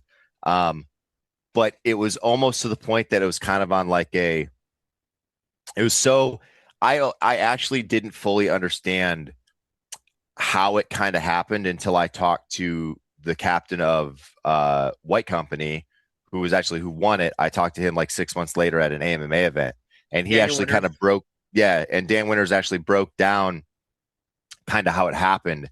And it could have happened almost the exact same way if we would have made just one decision differently when it came to an actual technical call. If we wanted to fight a call or if we wanted to let that call ride, we ended up having to fight kind of an extra round, but our guys started with 2 against their 4, and that was after all the matches were done. There was some deliberation, and some of the decisions that were made led to this outcome, right? So if even as captain, if I would have maybe decided not to challenge what I challenged, right? Or if I would have maybe understood what I was challenging and how it was going to affect the outcome, I would have made a different choice, and we would have taken first. But once again, it would have been by, because we took a round and a half off of White Company. We were relatively tied in rounds or wins. So it goes to wins and then rounds and then points, right? So they actually only beat us by 1 round, and that's only because we refought the end of a round that we had won against them. So if we wouldn't have refought that, we would have then been equal. We would have been even in rounds and matches won, and it would have gone down to points. And I think we had them on points. So by that third metric of winning, I think we would have had them. So it's a very nuancy thing. And we don't really linger on it too much. We lost, I think if you're going to be the best, you better come out, and I don't want to win by, an inch. I want to win by a mile. I want it to be a shutout. I don't want any questions asked. We are the best. We shut these teams out. Not to stroke your ego or make an excuse or anything. Is there even a way of, or is it value in even mental space to be tracking anything other than how many teams you've beaten or by rounds? That even knowing the score, sort of say, seems out of the purview of what's necessary to keep in the forefront of your mind when you've got a team of 8 guys trying to beat the best in the world. Right. You're just focused on beating them, and definitely my mind, I wasn't counting rounds, I wasn't keeping track of rounds. I wasn't keeping track of points. You know what I mean? I knew that, to me, at first, it's wins, right? Wins are the easiest ones to track. I know how many teams they've won against, so on and so forth. That's kind of an easy metric to track. So, I mean, I'm following that pretty closely. You know what I mean? While we're fighting, that's why when they lost to France, was it France or was it? I forget who. It was Poland. Either way, the team that White Company ended up losing to, we knew that if they lost to them, it was like, holy shit, like. Because we had already accepted because we lost to them, and we were like, well, they're not going to win to anybody else. They're not going to lose to anybody else. They just beat us, and we fucking beat everybody. So who's going to beat them? You know what I mean? But it goes to show we kind of beat the shit out of Poland when we fought them, right? And then like 3 rounds later, they beat the team that we couldn't beat, right? So there's always that upset, right? There's always that possibility. So when we saw that, we were like, like we gonna pull this out? And then it just, we had already accepted that we took second. There was just that little glimmer of hope. Okay, so you bring 7 boys over there. Let's bring it back home. Uh, Fighting internationally is what gets you your white belt or your knighting. Is this something that's valuable to you, that your boys care about? What do you and your boys do? What's your mindset around being knighted? It's not something that the team focuses on like super hard. There's a couple guys on the team that it kind of meant a lot to them. Sean Fabian had it done, but he'd been around the sport for a while. He had been in the sport when that was kind of the thing to do. That was kind of the custom, when we first got into the sport. I think that custom has slowly like died out, right? I think teams might have their own individual thing that they might do. We don't necessarily have like a ceremony or any type of like, you know what I mean? We don't really put titles on it, on our team. A couple guys rock white belts, because because it's known in the community, of what it symbolizes, because the idea of a white belt's been around for a long time. I technically like got knighted when I was in Serbia. We did like a little ceremony because there was like a bunch of us that, it was our first time overseas, and there was still a lot of like the older generation, some of the generation that first went overseas that kind of started the tradition there. So there's, in that aspect, there was like a little bit of like, hey, like this is like an old school tradition that they kind of pioneered the sport, and this is what they were doing. Once again, a lot of those guys kind of came from like the SCA, so there was some SCA kind of play to it. But it was, to me, it wasn't like super nerdy. It was kind of like a kind of a cool thing, but it wasn't cool enough. And like, I guess it didn't mean enough for me to be like to carry it on into my team. Most people were like, hey, like we're going to give ourselves white belts, or we're going to get white belts now that we've gone overseas, or they've gotten them from guys from other teams, that still do it. You know what I mean? That are keeping the tradition alive. But it's not something I've done. I've never knighted any of my guys. It's more of a unspoken respect that we all have together, right? There's something that we have in common, that, other people don't have in common, and other people on other teams don't have in common, that we don't have in common necessarily with everybody on our team.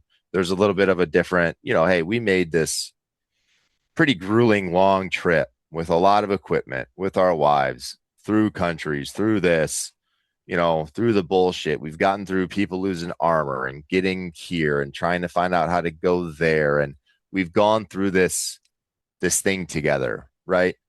Some of it's shitty, and some of the tournaments that we've been to, Prague was, when I was with the Warlords, was fucking horrible, man. I mean, me and Sam Ride were laying down in a freaking sandpit making sugar cookies with each other. I mean, like, me and him were just toasted, like you couldn't take your helmet on and off without, feeling like you were taking sandpaper to your forehead. There was so much sand and dirt and, rain and wet. But it's those shitty conditions, right? That, it's just a connection that you get with those boys, and then there's the difference of fighting against guys that aren't, US, right?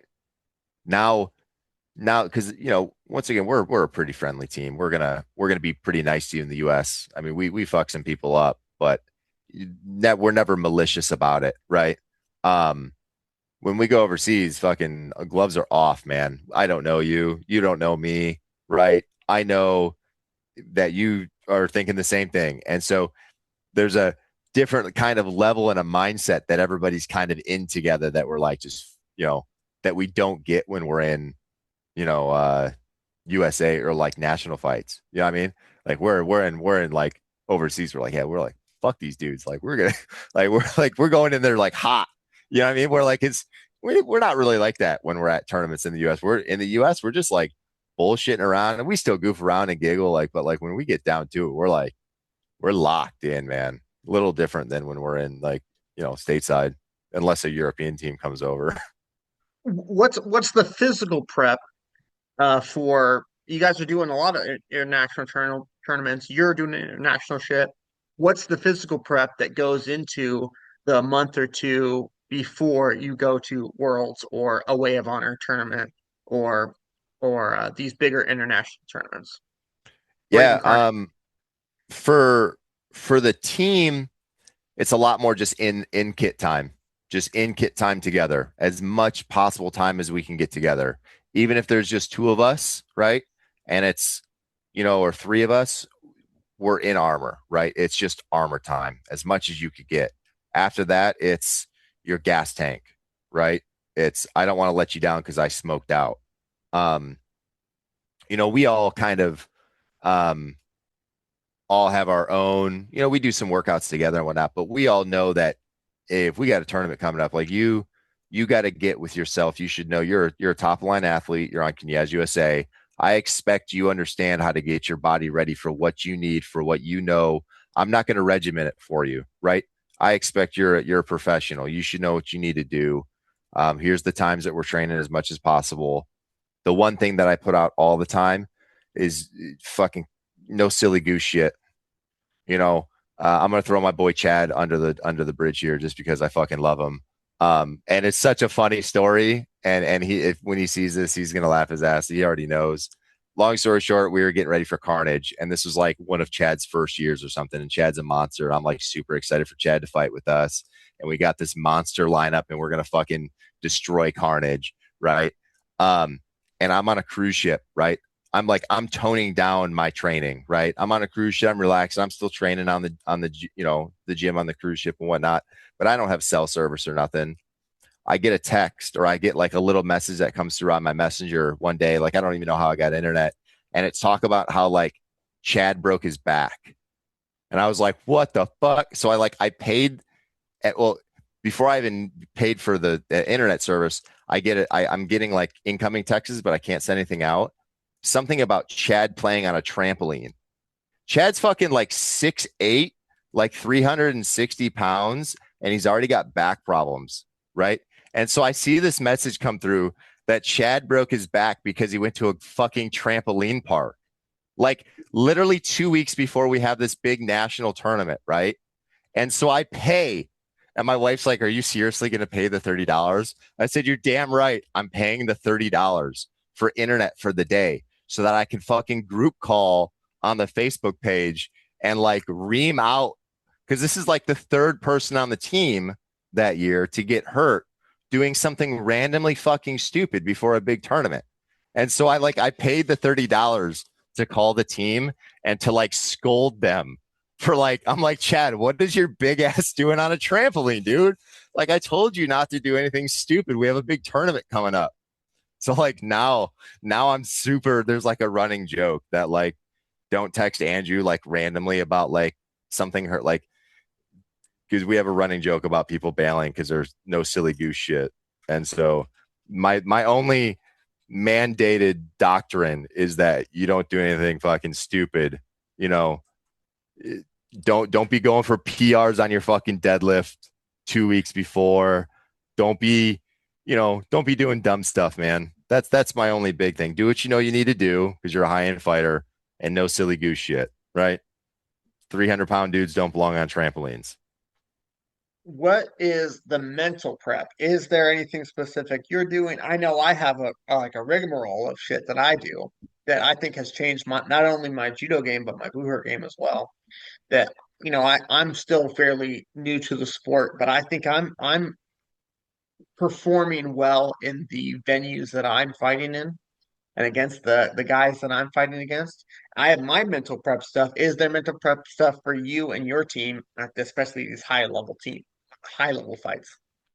I know that a lot of the guys have their own, that goes in with their physical preparation. Like I know Mickey Gallus has a pretty big like mental process that he goes through. You know what I mean?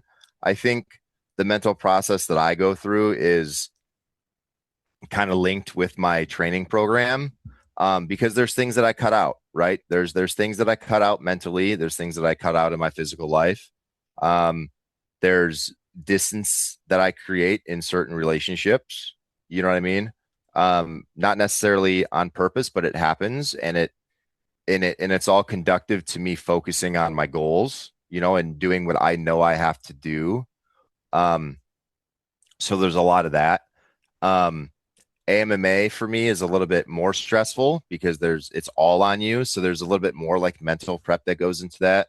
I know my wife really notices it like, a few days before, like events, big events, AMMA fights, especially day of AMMA fights, like she used to be like, always be like, are you okay? Are you okay? And then she started to realize that like, no, this is just like, this is my process. This is kind of like, you create your faces for these things, right? I'm not the same person, during my downtime as I am when I'm focusing really heavily on something. For me, everything changes, when I'm really focusing on a goal or a prep, both mentally and physically, and I think they kind of like go hand in hand. I wouldn't be able to make it through and stay on the schedule that I put myself on, and push myself where I need to push myself without changing the mental aspect of it. Like changing my mental aspect of it allows me to get through the 2 months that I'm training hard for an AMMA fight, right?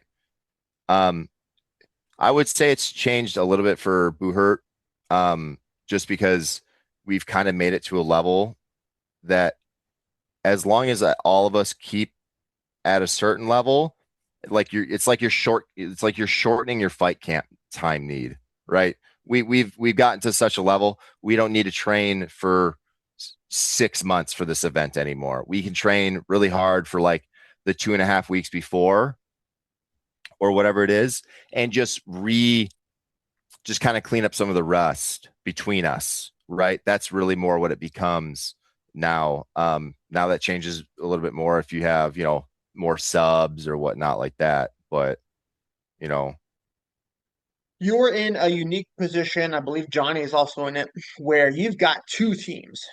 You've got your high level team. You guys are going to world events, Carnage. You guys are, and then you've got Fire or Vagabonds Errant, or I think their Ordo is about to start their second team. Is yep. there different prep stuff between your guys up here and your guys that are doing their first couple tournaments or aren't ready for the main competition team? Is there different strategies that they're going into the preparation before tournaments? Um, Once again, I think it's kind of personal, and I think, I don't, um, I don't micromanage my second team very much.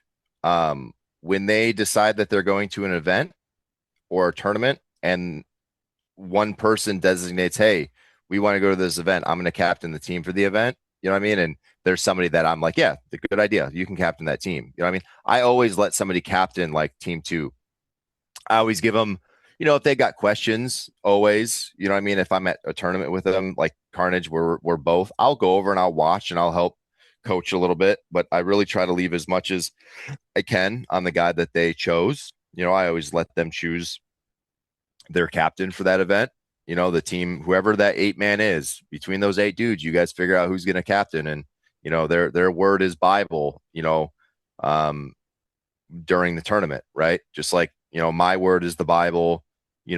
When we fight, right? Like it's kind of the rule set on why like fighters aren't allowed to talk to marshals, right? It's the captain's call. Don't fucking talk to the marshals. Go talk to your captain and have your captain come talk to me. You know what I mean? So we kind of we register it that way, right? And I say the same thing with the team, fire team. Whoever you guys decide to choose as your captain for that tournament, he is, he's your guy, and you need to listen to him, right? Um, for better or worse, right? Um, but I don't know if there's much now for tactic wise. I try to help as much as I can, tactics wise, who should play what positions, strategy, stuff like that. Um, because I try to just, once again, I try to give them as much information as I can, right? I'll help them out as much as I can, but I want them to kind of be able to learn that as well. You know what I mean? So that prep is a little bit different between like the two teams, right? Because they're team twos trying to learn each other, right? They're it's not always the same team. They have a more mix up of what their roster looks like. So there's a lot more conversation and uh you know trial and error that has to happen before a tournament for that team than team one. Now, if I get one or two guys from team two to fill team one with slots I have open, now maybe we have a little bit more work to do, right? We were going to start working these people in a little bit to welcome to like, because the play styles are different too. Obviously, Knyaz Fire is trying to replicate Knyaz USA the best they can, right? But it's not the same roster. It's not the same lineup. They're not going to be able to do it the same. So they have to find a way to do it that works for them, because they can't follow the recipe that I have with my 4 giants and my other 2 really speedy guys. You know what I mean? That we can rely on 100%. They don't have that luxury, right? So they've got to work on things a little differently. You've been in the sport a long time. You've been to probably countless tournaments at this point. What is something I want to say? What's the most amazing thing you've seen someone else do in the list that you've seen? Wow, that was an incredible thing that sticks in your mind across your Boohurt career. Or your I don't MMA know if, career, or yeah, AMMA career. MMA. I don't know if I have like a singular moment that sticks out. What sticks out to me is normally the plays that you like just didn't see. It's the science of it, right? Like when I watch, I think it's the same thing for people that don't know like jujitsu at all. They watch jujitsu and they're like, this doesn't make any sense. But when I watch high end fighters, it's like a chess match, right? And I don't think newer fighters that are coming in understand that as much. It's hard for them to watch a high end fighter and really understand what it is that they're doing, right? Because to them they're not seeing all the things, all the nuances, right? But usually for me, the most exciting ones are just when I know I'm like, oh, like everybody thinks this dude's toast. And I'm like, no, it's like this dude knows exactly what he's doing. Daniel Winters, call him out again. I watched a couple tournaments of his. It's like him winning 2-on-1s against guys that have a Yes. foot and 100 I pounds on him. I like watching their brains work because it's like Yeah. I can see their brain working through that big old helmet. And I'm like, I can watch how he's moving. I can see how he's feeling out, the two guys, whoever it is or whatever the circumstance is. And you can just see it working through his head. That's why I like to throw his name out again, like Creed again. That was, you know, when you talk to some high-end fighters, the dialogue is different. The terminology is different. The way we look at things is different, right? We see things that other people don't. Right? It's Johnny Porter is a great example. Alex Doss is a great example. It's almost like the philosophy of it, right? The philosophy and the study of it. That's what fascinates me the most when I see a high end fighter performing at such a high end, not because he's a monster, not because he's just the best grappler that there is because he understands the philosophy and he understands the nuances and he's really digging into the nitty gritty here and he's making these impossible things possible. And I think that's why I've strived so much. And I think it's a big reason that I can do some of the things that I do. And because a lot of people be like, dude, like, how did you do that?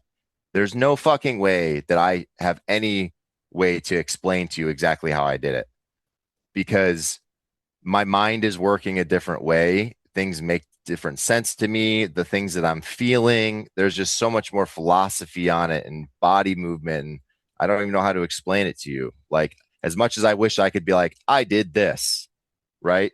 I'm just like, that's just how it happened. It's that vital IQ and that downloading and uploading knowledge, right? Rapidly. All these high end fighters, man, Johnny, Doss, they're picking up on things 10 times, 20 times faster than the average fighter. And that is a huge, huge advantage. So for me, I often can't explain uh, why or how I did something, but I know it's because I'm retroactively in the moment. I had no idea. I won the 2-on-1, Yeah, or I came back from a 4-2. But my mind is retroactively giving the reasons on why I did this, or I have to watch the film to understand even what I did, or for my that's mind to make up something. that's how I am. I can usually, once I look at a film, I go, this is exactly what I was thinking. And this is the chain that happened in my mind in that moment. Now that I'm looking at it, it's like, obviously, though, you didn't put those parts together. Your mind was just doing it for you in the moment. But when you zoom out, high insight, you're like, yep, yep, yep. And you're like, all makes sense. So in that regard, same. So we've seen there's these amazing things we've seen other fighters do. This you love to see this high IQ. If there's a particular moment, what would you say in the list is the most amazing thing? Your best performance? What's the most awesome thing you've done in the list? Um, Man, I mean, I would say that there's a couple. I really enjoy the rounds that there's some random videos of it that I can just get cross check after cross check. And I'm like, how did you not see this coming? You know? I've seen the But videos. yeah, I will say, there's one round that was probably one of my best rounds in Prague when I was fighting with the Warlords against the Danish brothers was um and it was just I set it up in my mind and it worked so flawlessly and I executed all the moves so just precisely and with so much power that it was just perfect. Long story short, you had the two brothers fighting and Frederick, I don't remember which one was which, but Frederick was fighting one guy and his brother was fighting Matthias was fighting another. And I Matthias is kind of watching me. He's the one that's like not fully in a grapple, and I'm kind of looking at him, and Frederick is kind of over here on the rail, and like I can tell he kind of like wants to disengage with who he's fighting and come after me because I'm free. And I'm like, and when he does, I'm gonna dump him. Like I'm gonna fucking dump him hard. I go, but I gotta get him to me, right? I gotta make him make that aggressive assault on me. So I just like slowly meandered over and I teed off on his brother. Like, and I cracked him right in the kidney, and he dropped. He dropped so hard, right? It was just a one hitter quitter. And here comes, Frederick or maybe it was Matthias, just comes running because I just pieced up his brother. And I knew who was where, right? And I'm like, and he just comes a barreling at me, right? And I hit him with this beautiful, like a Sotogari, like hip throw. And I just We slam call it the him. Toro. Yeah, dude. And it was just, it happened exactly the way I wanted it to. I executed it all so perfect. And like I think there's like in the live stream you can hear Colin Campbell in the background like losing his fucking mind, and I can hear him like in my helmet, and I wanted to be like, yeah, Colin, you know what I mean? Like I wanted, but like we had so much going on, but I was like, I hear you, cheering. But that I would say, you know for any of them that really kind of sticks out, that's kind of a big, play, that had really like high end repercussions that, kind of won our team that round. I've had plenty of other kind of similars to that. You know, there's a funny one where he's on our team now, our Aussie buddy. I crack him, man. I didn't even know who he was at the time, right? Chad had him, and I just laid into him. And then like a year later, he like joins the team, and he's like, "Yeah, that was me." And I was like, "Oh my God." I was like, "I am so sorry, Ellis." Like, I had no idea it was him, right? But it was a funny, and we made a funny video of it, right? So that's always a funny one that we bring up all the time. Is I almost killed, Ellis, and now he's on our team. So you're a guy in the list. This is what I think you're mostly known for, but maybe the best center, best at your style. You're someone outside the list. What's the most amazing thing you've done that's not in the list or fighting or in the octagon? Just life in general. Just life in general, in the person that you are. Oh, I don't know. Just kind of persevered through. I've always been like my own worst enemy. You know, I've always been. I can push myself far, and I've found out that, and I've quit many things in my life, especially early on in my life. Um, and to get past that and to push myself, you know, past that, and just knowing that I'm my own worst enemy, that nobody's going to defeat me worse than that I'm going to defeat myself. Um, I mean, I've lost fights because I've just quit on myself. You know what I mean?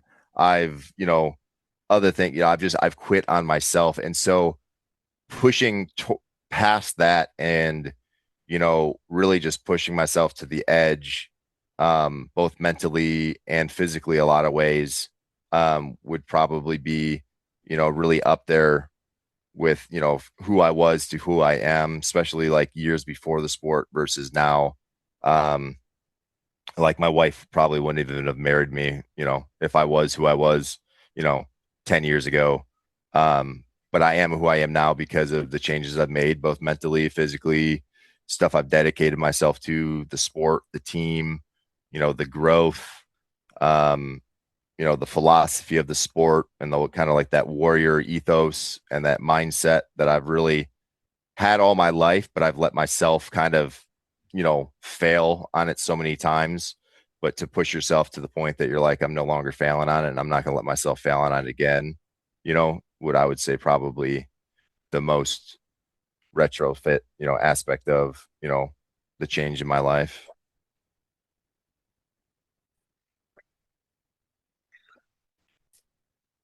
What's something about Boo Hurt that we talked about, this high level thinking, that let's say the spectators and new guys, uh, they don't see it? What's something that's commonly misunderstood or overlooked? Something that's common would be like staying in a fight that you don't need to stay in or giving energy to a fight that you don't need to give energy to. I think that would be like the number one, especially for new people because they just want to fight, right? Now there's a give or take. I'm giving you 30%, you're giving me 10, and we're playing this game, but sometimes it's actually more difficult at times, and other times it's easier to fight the teams that like everybody's just balls to the wall the whole time. And they're just like kill, kill, kill, kill, kill. And they're not seeing the broader picture of like, you know, there's the kind of the theory that Dan Krug used to say, like, I want to fight lazy boo hurt. Like, I don't want to have to grind, right? Now, which is kind of contradictory to the type of boo hurt I play, right? Like my style is very high energy. But like I said, when I first started, my play style was so high energy that like it was good, but it could be way better. And there was a lot of things I was doing wrong. I actually had to learn how to get lazier, and that made me better. I had to learn not to be so aggressive on things and fast and all this energy. I needed to learn a little bit of the give take. Um, and so I and with spectators, right? They just want to see fucking balls to the wall, right? And so for them, they don't understand. Once again, it's like giving somebody that's a black belt in jujitsu and having them watch like a jiu-jitsu match and then having somebody that knows nothing about jiu-jitsu watch a jiu-jitsu match, like a really technical one, right? Where they're really in there. Obviously the black belt that knows jiu-jitsu is going to enjoy that a lot more, right? Because it's nuanced things to him. He's understanding the chess match that's happening versus the spectator has no idea. They just are trying to understand what's happening and you know, it's not working. I think this is the lesson I'm realizing right now that AKD was trying to instill in me last weekend when we fought, or this last weekend, was that I like to rush. You know, me and my regular guy, Sam Wheeler, shout out Sam Wheeler, we rush and we dominate our side. I almost always get the first kill. That's my way. I love that way. And Das is like, oh, slow, man, slow. Let's do this one slow. I'm like, all right, you're the experienced fighter. Let's take it slow. Yep. And sometimes that works. I mean, there's tournaments that we have a rail be the super aggressive rail, right? Sometimes the whole tournament, sometimes against specific teams, right? But you got to know when that's not necessary, right?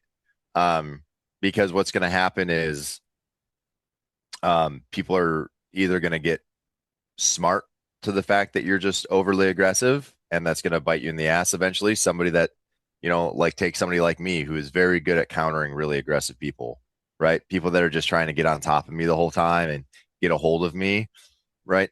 That's why I use a two-handed axe. I like baiting people into trying to get a hold of me, and then that's when I hit my moves, right? But if you don't get a hold of me, I'm also going to hurt you with a two-handed axe. So there's that caveat, give or take, you know. Um, but you need to, you know, there's times to turn it up. There's times to kind of back it down. Another big one for fighters is especially new people, and this goes hand in hand with, you know, what spectators want to see. They're just swinging weapons, man. Like you're wasting so much energy swinging weapons, just hitting helmets, right? I always preach to my guys, especially my tier 2 guys. You've got a finite amount of energy for that round, right? Use it wisely. Make sure all your strikes are effective strikes, right? Now, we obviously, in the thought process of Buhurt, you have strikes for damage. You're trying to damage somebody. Then you have strikes to persuade somebody to move in a direction, to move an arm, so on and so forth. And then sometimes you just have what I call like entry strikes, right? You're just trying to get them to react, right? Once again, that could be kind of like a movement strike or a reaction strike, but most people are just coming in like swinging. Not all of your swings need to be calculated and dictated and targeted to make them the most use out of your strikes and your energy levels throughout that fight. That's the big reason and the big thing about Buhurt that I think is so fascinating versus like other combat sports is just because you beat the one guy, you might have to do that 4 more times. Like, what happens if you need to be the dude to win every one of these fights? Can I give 100% to this dude right now? Or do I need to kind of play the smart because so-and-so just died? If so-and-so just died, we can still bring this back, but now I gotta play the smart. Do I put 110% into killing this guy right now, or do I come up with a tactic? It's a lot of, once again, it's just that quick. You need to make these decisions, on a top. When there's all this stuff we're talking about, which is fightings in the list, ideas in the list. When your fighters step onto the field, what do you expect from them that doesn't really have anything to do with winning? It has nothing to do with winning, but it has everything to do with winning, is protecting your teammates.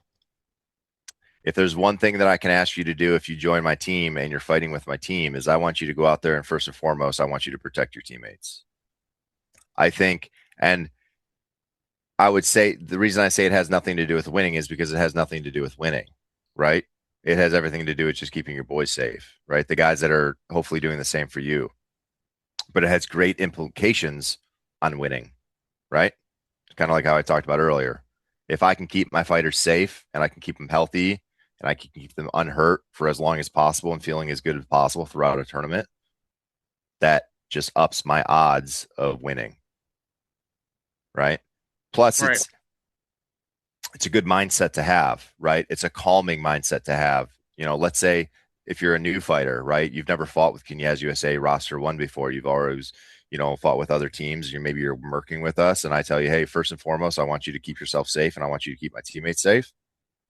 In retrospect, that I'm saying that to everybody. That means that everybody's trying to keep themselves safe and keep you safe, right? So there should be an ease that says, oh, hey, I know everybody that I'm going out on this field with, their first and foremost goal is to keep me safe, because they know my first and foremost goal is to keep them safe.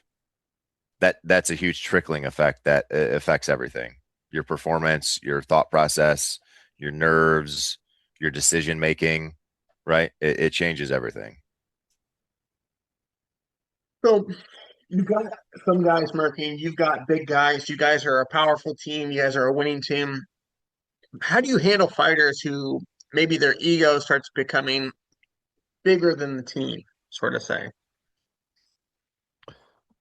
I don't know. I'd say lucky. I think that the people that we have allowed to maintain their status on our team and to become a high-end fighter on our team, to get there on our team, you have to already have that out of the way.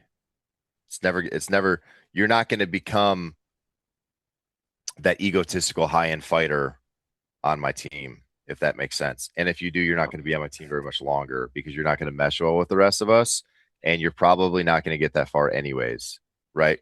We're probably going to bully you. I mean, we all fucking bully each other, like, hard, right? We don't, we're not shading each other, we're not hurting each other, but I mean, we joke with each other so much, and all of us give each other, there is no room for ego. If you think you have an ego on this team, get ready because somebody's gonna meme the shit out of you on your own team. Like we're gonna joke with you at practice. We're gonna break that ego down so fast. Like I love when I get new guys and they're like, ooh, you know, it's the whole like I'm a fighter, all I see is red. It's like, okay, you'll have that mentality for a little bit. We're gonna break that. We're gonna break that down pretty fast, both physically because we're probably gonna beat your ass in the list, and because you're just gonna get shown that you do not know as much as you think you know, and then we're gonna rag on you for a while, and we're gonna, you know what I mean? All in good fun, all in a very teammate. You know what I mean? I don't think we've never had anybody like leave the team because like, oh, they're a bunch of assholes and they rag on me too much. Like we all rag on each other. Like it keeps everybody humble. It keeps everybody honest, right? There's a very open door policy with everybody, right? And I think if you do that with a team, I think a lot of that kind of works itself out. I've never had to deal with it too much.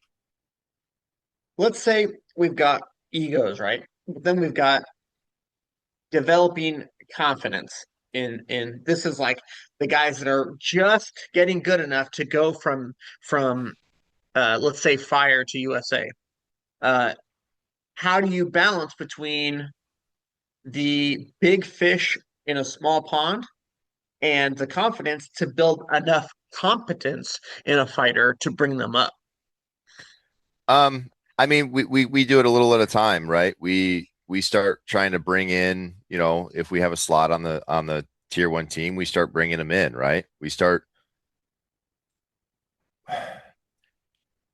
We obviously training is going to change up a little bit, right? Because now I might, you know, I'm not going to let you work as much, right? I'm not going to let you work on stuff as much. I'm just going to make you fight me. You're gonna have to just start getting into the groove, right? It's kind of like, you know, you just kind of get thrown into the snake pit here, right? There's a little bit of that. But I mean, to get somebody ready, um, I don't think there's any way to do it other than to just bring them in on to your roster, right? I mean, a lot of this sport, and I think most of the high end fighters will agree, there's so much you can't learn without just going out and fighting. There's so much. I can't replicate full tournament for you at our team practices. You know, we don't have a full size list and full 8-man rosters to run a tournament all day, to the point that we're actually all fighting as hard as we would at a tournament. You know what I mean? I can prepare you the best I can physically, give you the tips and tricks, and you know, try to, you know, explain to you how we all work together the best. But other than that, I mean, you kind of just got to get thrown into it. You know what I mean? We've got a new guy, Blake, which is Chad's brother, who's been fighting with us for a little while. And he was a high end guy. He came in already high end. His fitness level was high end. He's an agile, smart, you know, lengthy, tall, fit dude, right? He meshed well with armor. He understood it pretty quickly. He was able to move in it pretty quickly. He became a really good fighter really quickly.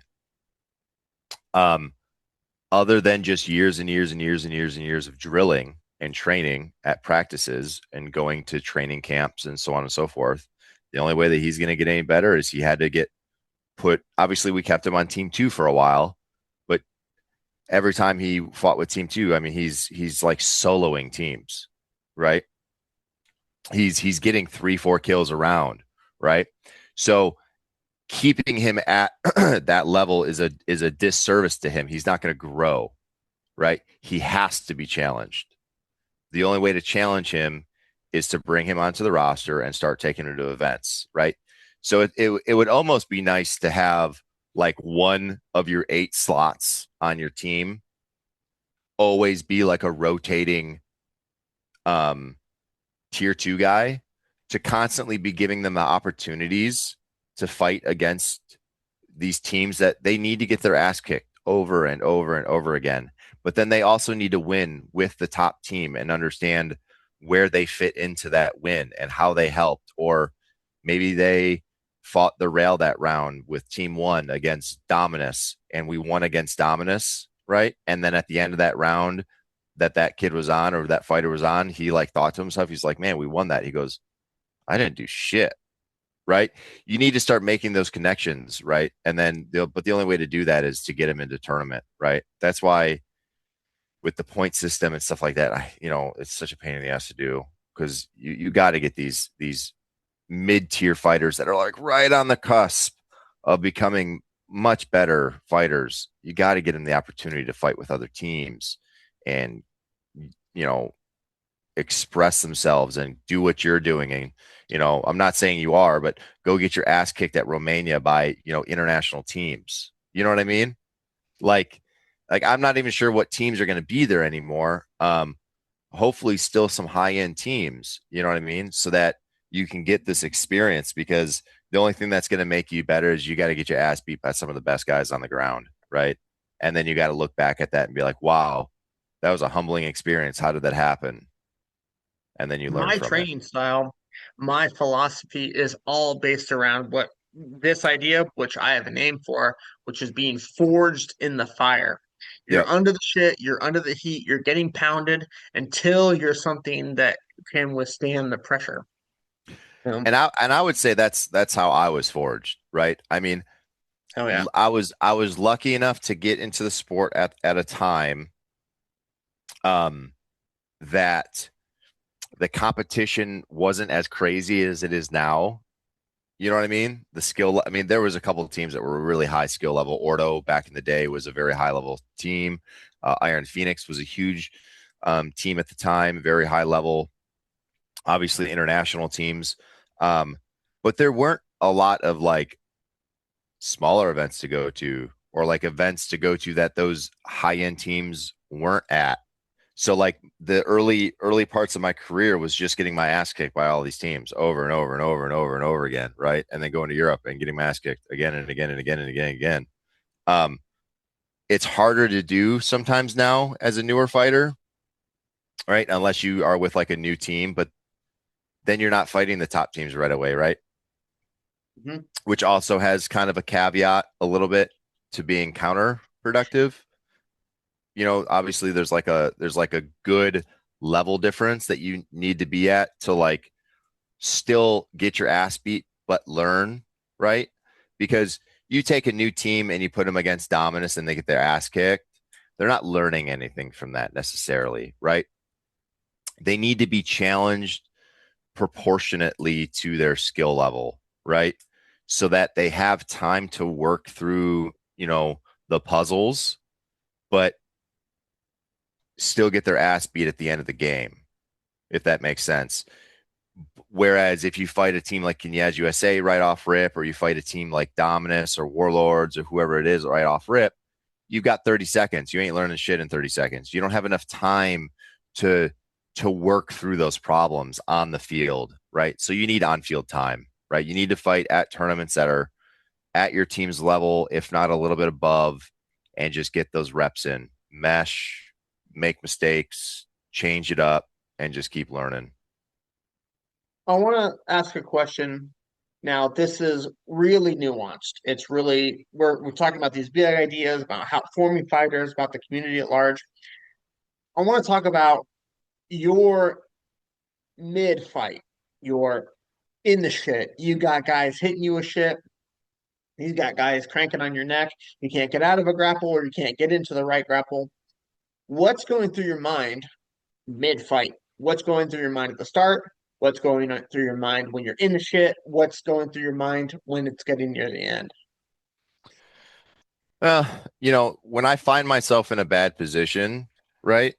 Like a really shitty position, I go to the basics of boo hurt, right? Don't die, right? Which is what I tell all the new guys when they start. It's a very simple sport. Just don't die.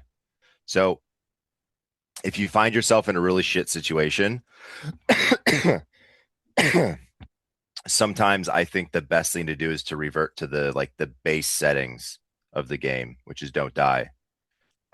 If you can do that, I think a lot of the times that will save you in like the mid shit of the fight. And then once you don't die, then you can recenter yourself and re-engage. Um, in to go through start to finish of the fight, like, you know, at the start, I have a general idea of what I'm trying to accomplish, right? I've had probably a conversation with one of my rail teams. I've got a general idea if I'm going to support one of the two rail teams, if I'm going to try to create some chaos in the backfield, if I'm going to take their center on, head first.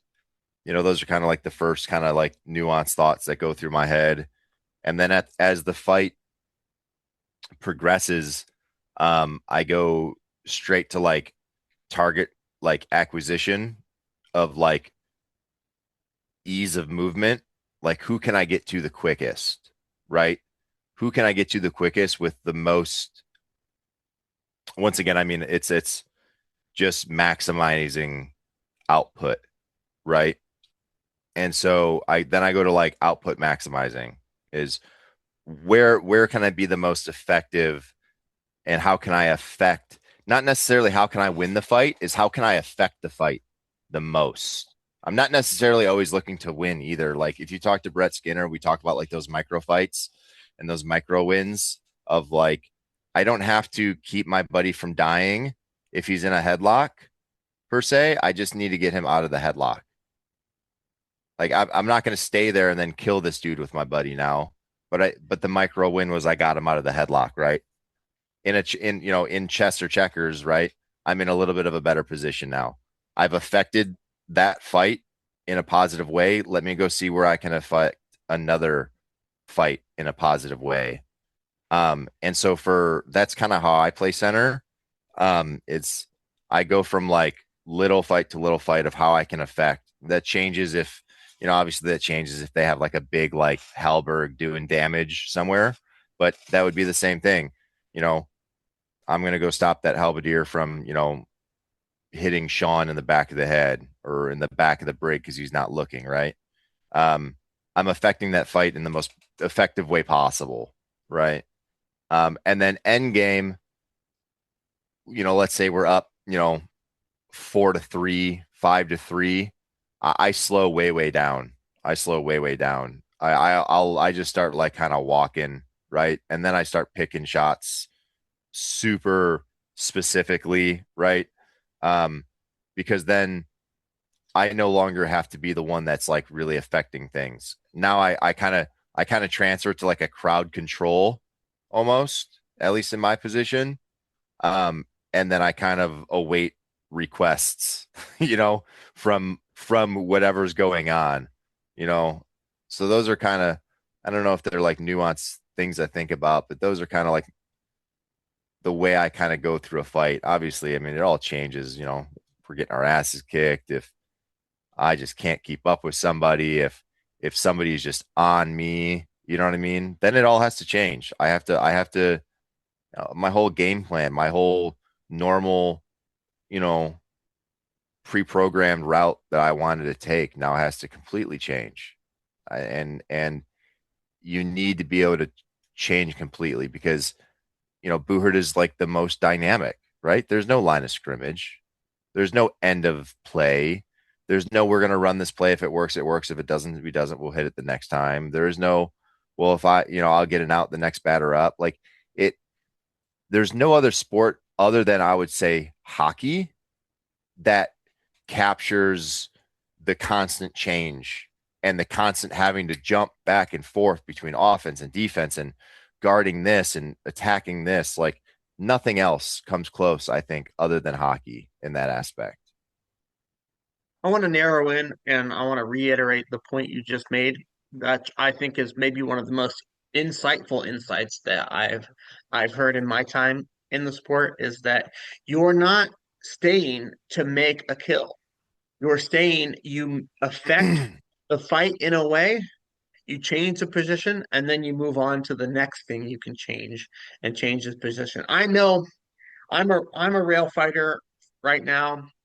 Um, I'm there. I like to kill the guy in front of me. Of course, that's the basic thing. I know I'm gonna grind the guy into the dust. There's very few fighters that can resist the when I really get going, the onslaught that I can do. But this idea, I think, is something that we all need to add to our game about these small positions rather than just trying to get a kill. to affecting the way that the position is, therefore getting you the win at the end. It all adds up so quickly, micro win after micro win, hand up after hand up, you know, pennies make a dime, dimes make, dollars. And, after a while it just accumulates. I also think it's, it also helps slow your brain down, there's so much going on at one time in a boo hurt match that it can be a lot for people, you know what I mean? And for, especially for a combat sport where, you have so many areas that you have to watch out for, it's just your mind is getting pulled from one place to another constantly. And if you can just focus on little bits and pieces at a time, um, but then again, you still have to have the whole picture as a whole too, which is what makes boo hurt such an interesting sport to me and so hard to narrow down. What's separating, let's say, the fighters that they're good fighters on their team, maybe they're the captain, or they're a tier two fighter that's ready to be on the tier one team. What separates all those fighters, those hundreds of fighters, from the truly elite fighters? Um, I would say some of it's time. Obviously, like you talk about all the high end fighters, and a lot of us have been in this for quite some time. 6+ years, if not more. So there's obviously a large amount of time that goes into it.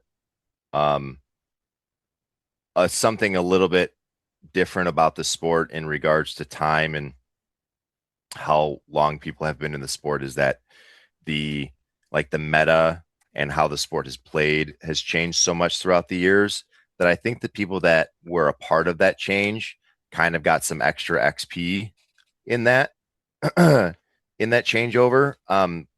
With learning those things, I think there was a lot of extra additional skill that came with that.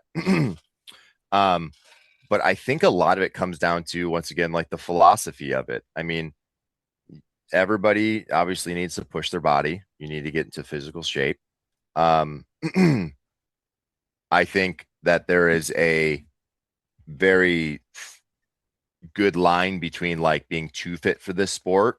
I think there's, this is the one sport that you can be a little bit chubbier and do really well in, because I actually had to put some weight on because I was too small. I burned through energy really quickly. I didn't have any reserves. You burn through energy so much differently when you're in armor than you do out of armor. So you got to change the way that you fuel and run your body for this sport. That's a big one. And I think guys that have been doing it a long time understand that. But a lot of it's I think the philosophy of it, the way that they think about the fights. You talk to all the high end fighters, they talk about the sport differently, right? You find a mid tier guy and you ask him about his tournaments and his fighting style and stuff, and then you talk to a high end guy. I really think that you'll see a big difference on how they view things. So I think that's a big one, maybe the biggest. But a lot of it's just time. A lot of it's time. And then once again, it goes right along with time. It's just how much armor can you get at one time? How much armor time can you be in? Once again, we've been fighting in armor for years. So, it's just an armor's a second skin to me. And you need to, that needs to become as comfortable to you as, that. And then there's a money thing too. Not everybody can can afford super expensive gear. And the guys that are high end, we all run top of the line gear. I'm running all titanium, and it's all solid, good stuff. My helmet fits tight and snug. I'm not a big bobblehead. I don't wear a big helmet. We all wear very simple things. People coming out that are really good fighters, but they're in shit kits. There's, which is a completely different aspect to it, right? Football players all wear football shit that's sized to them, right? Hockey, same thing. Armor is so oddly specific to the person. You're not going to find, I'm sure there's some other sports that have some of it, but this sport has so much that is like specific to the person of what kind of equipment do you like to wear? How do you pad it? How do you point it? What do you wear underneath? You know, and I think there's right answers and I think there's wrong answers to the equipment. You know what I mean? But then it's also there is no right answer or wrong answer because as long as you feel comfortable in it. But I would definitely say there's some wrong and some right answers there for what you should be running versus what you shouldn't be running if you want to be a high end fighter. There's just it's point blank. Look at all the high end fighters. They're all using the same shit. There's a reason. Okay, so there's we most teams have one in armor practice per week. Full full contact, full suit. What are you guys running? What's part of the sauce that makes you guys you, especially with such a um deep range here? yeah, so like again, I mean, we have guys all over the US, right? So there's some guys that train in Ohio, right? They're training multiple days a week, right? Obviously we've got Mickey Gallus who's in armor and doing random shit all the time. A couple of our guys don't get quite as much armor time because they live, by themselves a little bit further away. There's not as much of a local team. But for the main team, we a big caveat is we train outside. Okay, we don't have a training facility. We still train out of my backyard. So Same. like imagine if Knyaz USA had like a full-time indoor like training location where we didn't not have to train for like 6 months out of the year. You know what I mean? Like there's a good 6 months out of the year that none of us do shit in regards to armor, more or less, because we can't train outside and we don't have an indoor facility. So we're as rusty as we're gonna get when we come to Carnage. That is as rusty as we're gonna be as a team all year, right? Because we've been able to get to like, I don't know, maybe one full weekend practice all together when we like go rent out the Barbarians indoor facility or something and everybody flies in and drives in for like a good 2 day session. You know what I mean? But other than that, like that's as rusty as we're going to be. So, but during the season that we can train outside, I mean, we're training minimum probably 2 days a week. There's usually a day during the week, during the weekday that we're doing pro fight style training. We do some type of like team cardio circuit, together, especially the guys that are getting ready for AMMA matches. You know what I mean? They'll come out, right now, the guys that are doing a lot of AMMA, Tim, Sean, Jimmy, when I was doing it with them, we're training 2-3 days a week. We're training full kit, Tuesdays and Thursdays, or Tuesdays and then soft kit Thursdays and then back to full kit, Saturdays or a Sunday. You know what I mean? When we're really prepping for things. Same thing with the team. If we can get a day in during the week and then a day in on the weekend, that's pretty good for us. And then obviously it's kind of a unspoken that, if you're a high end dude and you got stuff coming up, fitness is on you. I mean, the fitness is not the team's responsibility, right? If your team is working on fitness as a team, you're doing it wrong. When you guys are together as a team, you guys need to be working as a team. Doing a little team warm up at the beginning, maybe a little team circuit at the end, like we do sometimes, okay. But your focus should not be any type of cardio conditioning as a team. I don't think. I think that's a solo activity. Unless it's a team building activity that you're like, hey guys, we're going to get together today specifically and we're going to work out together and we're going to push each other, something like that, right? Like a specific day for it, maybe. But other than that, that's an individual trainer's thing, I think. Was there ever a decision as the leader of the team, a decision as the captain, that your teammates or your guys they hated, but in it ultimately made the team better? I mean, there's been a few. I would say, while we were narrowing in on our kind of like our known process of how we select people for events, you know what I mean?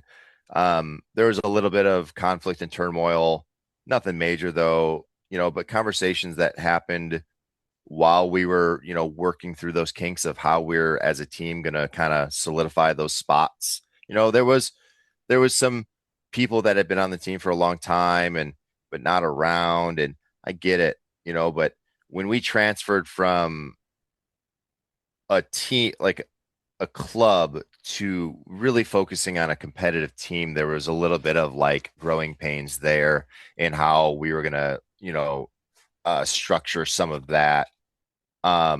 But other than that, I mean, there hasn't been a whole lot.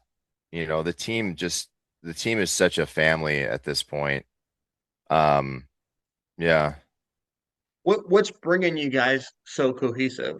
From what I saw at Carnage, you guys just your energy together was very together. Where a lot of teams, let's say almost all of tier three, half of tier two, they're guys that are fighting together, but they're not a family. What are you doing different? I think it's just our culture. Um, I don't exclude anybody from this sport. If you reach out to me, if you're a random person and you're trying to get access to this sport, I will help you in every which way possible. I will give you all the information. I will push you in any direction that you need to get pushed in to get you into the sport. Um, what I will not do is I will not bring somebody onto the team that is going to create turmoil or that is not going to mesh well with everybody. Because like we talked earlier in the cast, we're not this is not professional yet, right? We're not making big money dollars, you know. Um, this is what we're doing on our spare time with all of our spare time because we love it and it's our escape from our, let's say, reality, right? Whatever your life reality may be, right? So to bring somebody into Knyaz USA who doesn't mix well with everybody, who can't take the razzing, who can't give the razzing back, who takes things too seriously, who is too forefront on something, whatever it is, right? Um, we just don't need it. We have a great team, right? And it's because we mix so well. It's because we've kept, this community of values that we all hold together. And I'm not even talking politically because there's many guys and many people on our team that we're not all politically the same, and that's completely fine. But when it boils down to it, we're all we all believe in the same thing and we're all striving towards the same thing. Our families all get along, our wives are friends. Um, we do things together. We're at each other's baby showers, and it's progressed away from just a sports team, right? It's progressed into that family.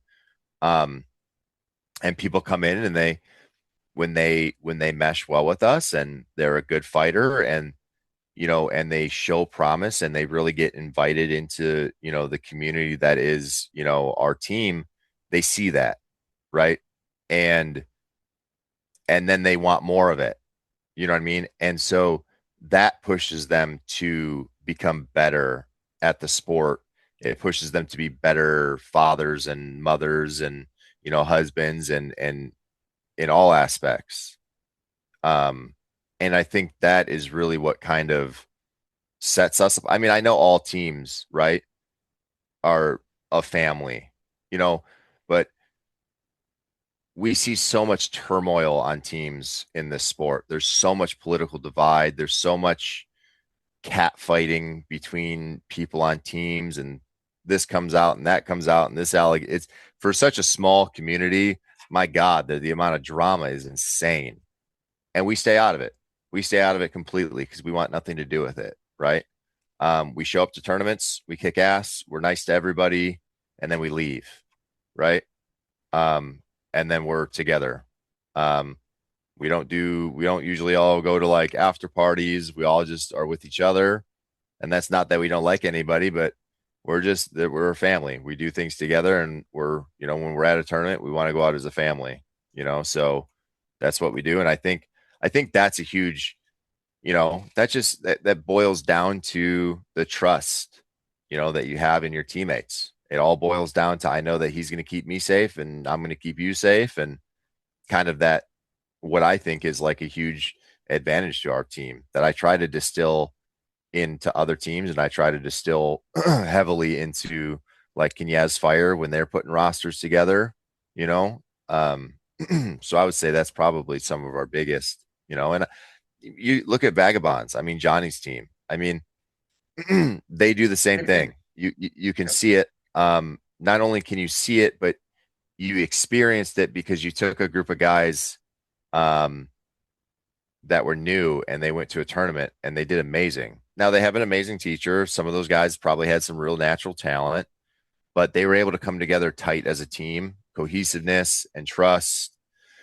And I think that goes a long way in a team combat sport, which I mean, Boohert's like really the only team combat sport there is.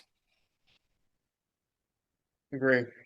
Well, it's I really appreciate you, McCabe. You like the time you put into this. Quite a number of hours there. You're a legend in the sport. I really appreciate your time. Thanks for being on, man. Real welcome, brother. Appreciate you having me out, man. Anytime. Thanks. Headset. Are you a gamer? What games are you into? Yeah, gamer. Right now I just got done playing Mistlands Hunter or Mistfall Hunter. It's like a new battle royale kind of like extraction game, but it's with all like the medieval D&D classes. Okay. So yeah, definitely game. I play a little like Star Citizen, which is real nerdy, and some Hell Let Loose. All PC. I don't console game though. All PC. Yeah, I'm a console gamer for the most part. Just ease. Um, but I'm RPGs. Yeah, yeah, Kingdom yeah. Come Deliverance 2 is what I'm playing right now. Top There you go. it's Kingdom Come Deliverance 2, Witcher 3, Final Fantasy 7. Those are my top three ever. There you go. Top tier. Uh, fantastic games. Everyone wants to know about anime in this fucking sport, man. I watched a few. I'm not super into anime. There's some of the great ones that are just good entertainment. Are you an anime guy? What's up? What's in Um, the plans of anime? yes and no. I mean, I'm dabbling into it a little bit more here and there. But I'm definitely not like an anime guy. Like I don't watch like any of the old school anime. Yeah, Um, I'm real mainstream on my anime, like Attack on Titan, which is like yeah. a super mainstream one. I grew up watching like Avatar: The Last Airbender. If you even Hell consider yeah. that like anime, but like I'm a total nerd about that. Like, I've been in arguments about it. So yeah, yeah. I'm with you. But I don't watch like I'm not like a Demon Slayer. I don't watch like the real hardcore Japanese anime stuff. No, it's got to be really like Americanized anime for me. What's your favorite one? Is it Avatar? It would be up there with like Avatar and or like Attack on Titan. Yeah, for sure. Is there a first anime? What is the first that got you into that launched you into Oh, it would be watching Avatar all day. them? Yeah, Avatar all day. All right, that was quick, easy. Um, all right, that's all I have. Uh, I'll clip in this if you want. Do you want to shout out any of your social medias, anything you're selling, or any way that you want special to reach you? Not really. Like I said, I'm not much of a social media person. I don't really push my social media so real hard. I don't do any the team really doesn't sell anything online. If you want any Knyaz merch, get a hold of us at a tournament, or get a hold of us before a tournament and we'll bring you some, or Yeah. you got to catch us at a Red Fair or something. But yeah, no, I'm not much of a social media person, so not really Yeah. much to push other The than just only following the team page. Just yeah. follow the team page. Shout out to Knights of the New Order, which is the jousting group that I joust with. So if you want to follow them, they're a super cool group.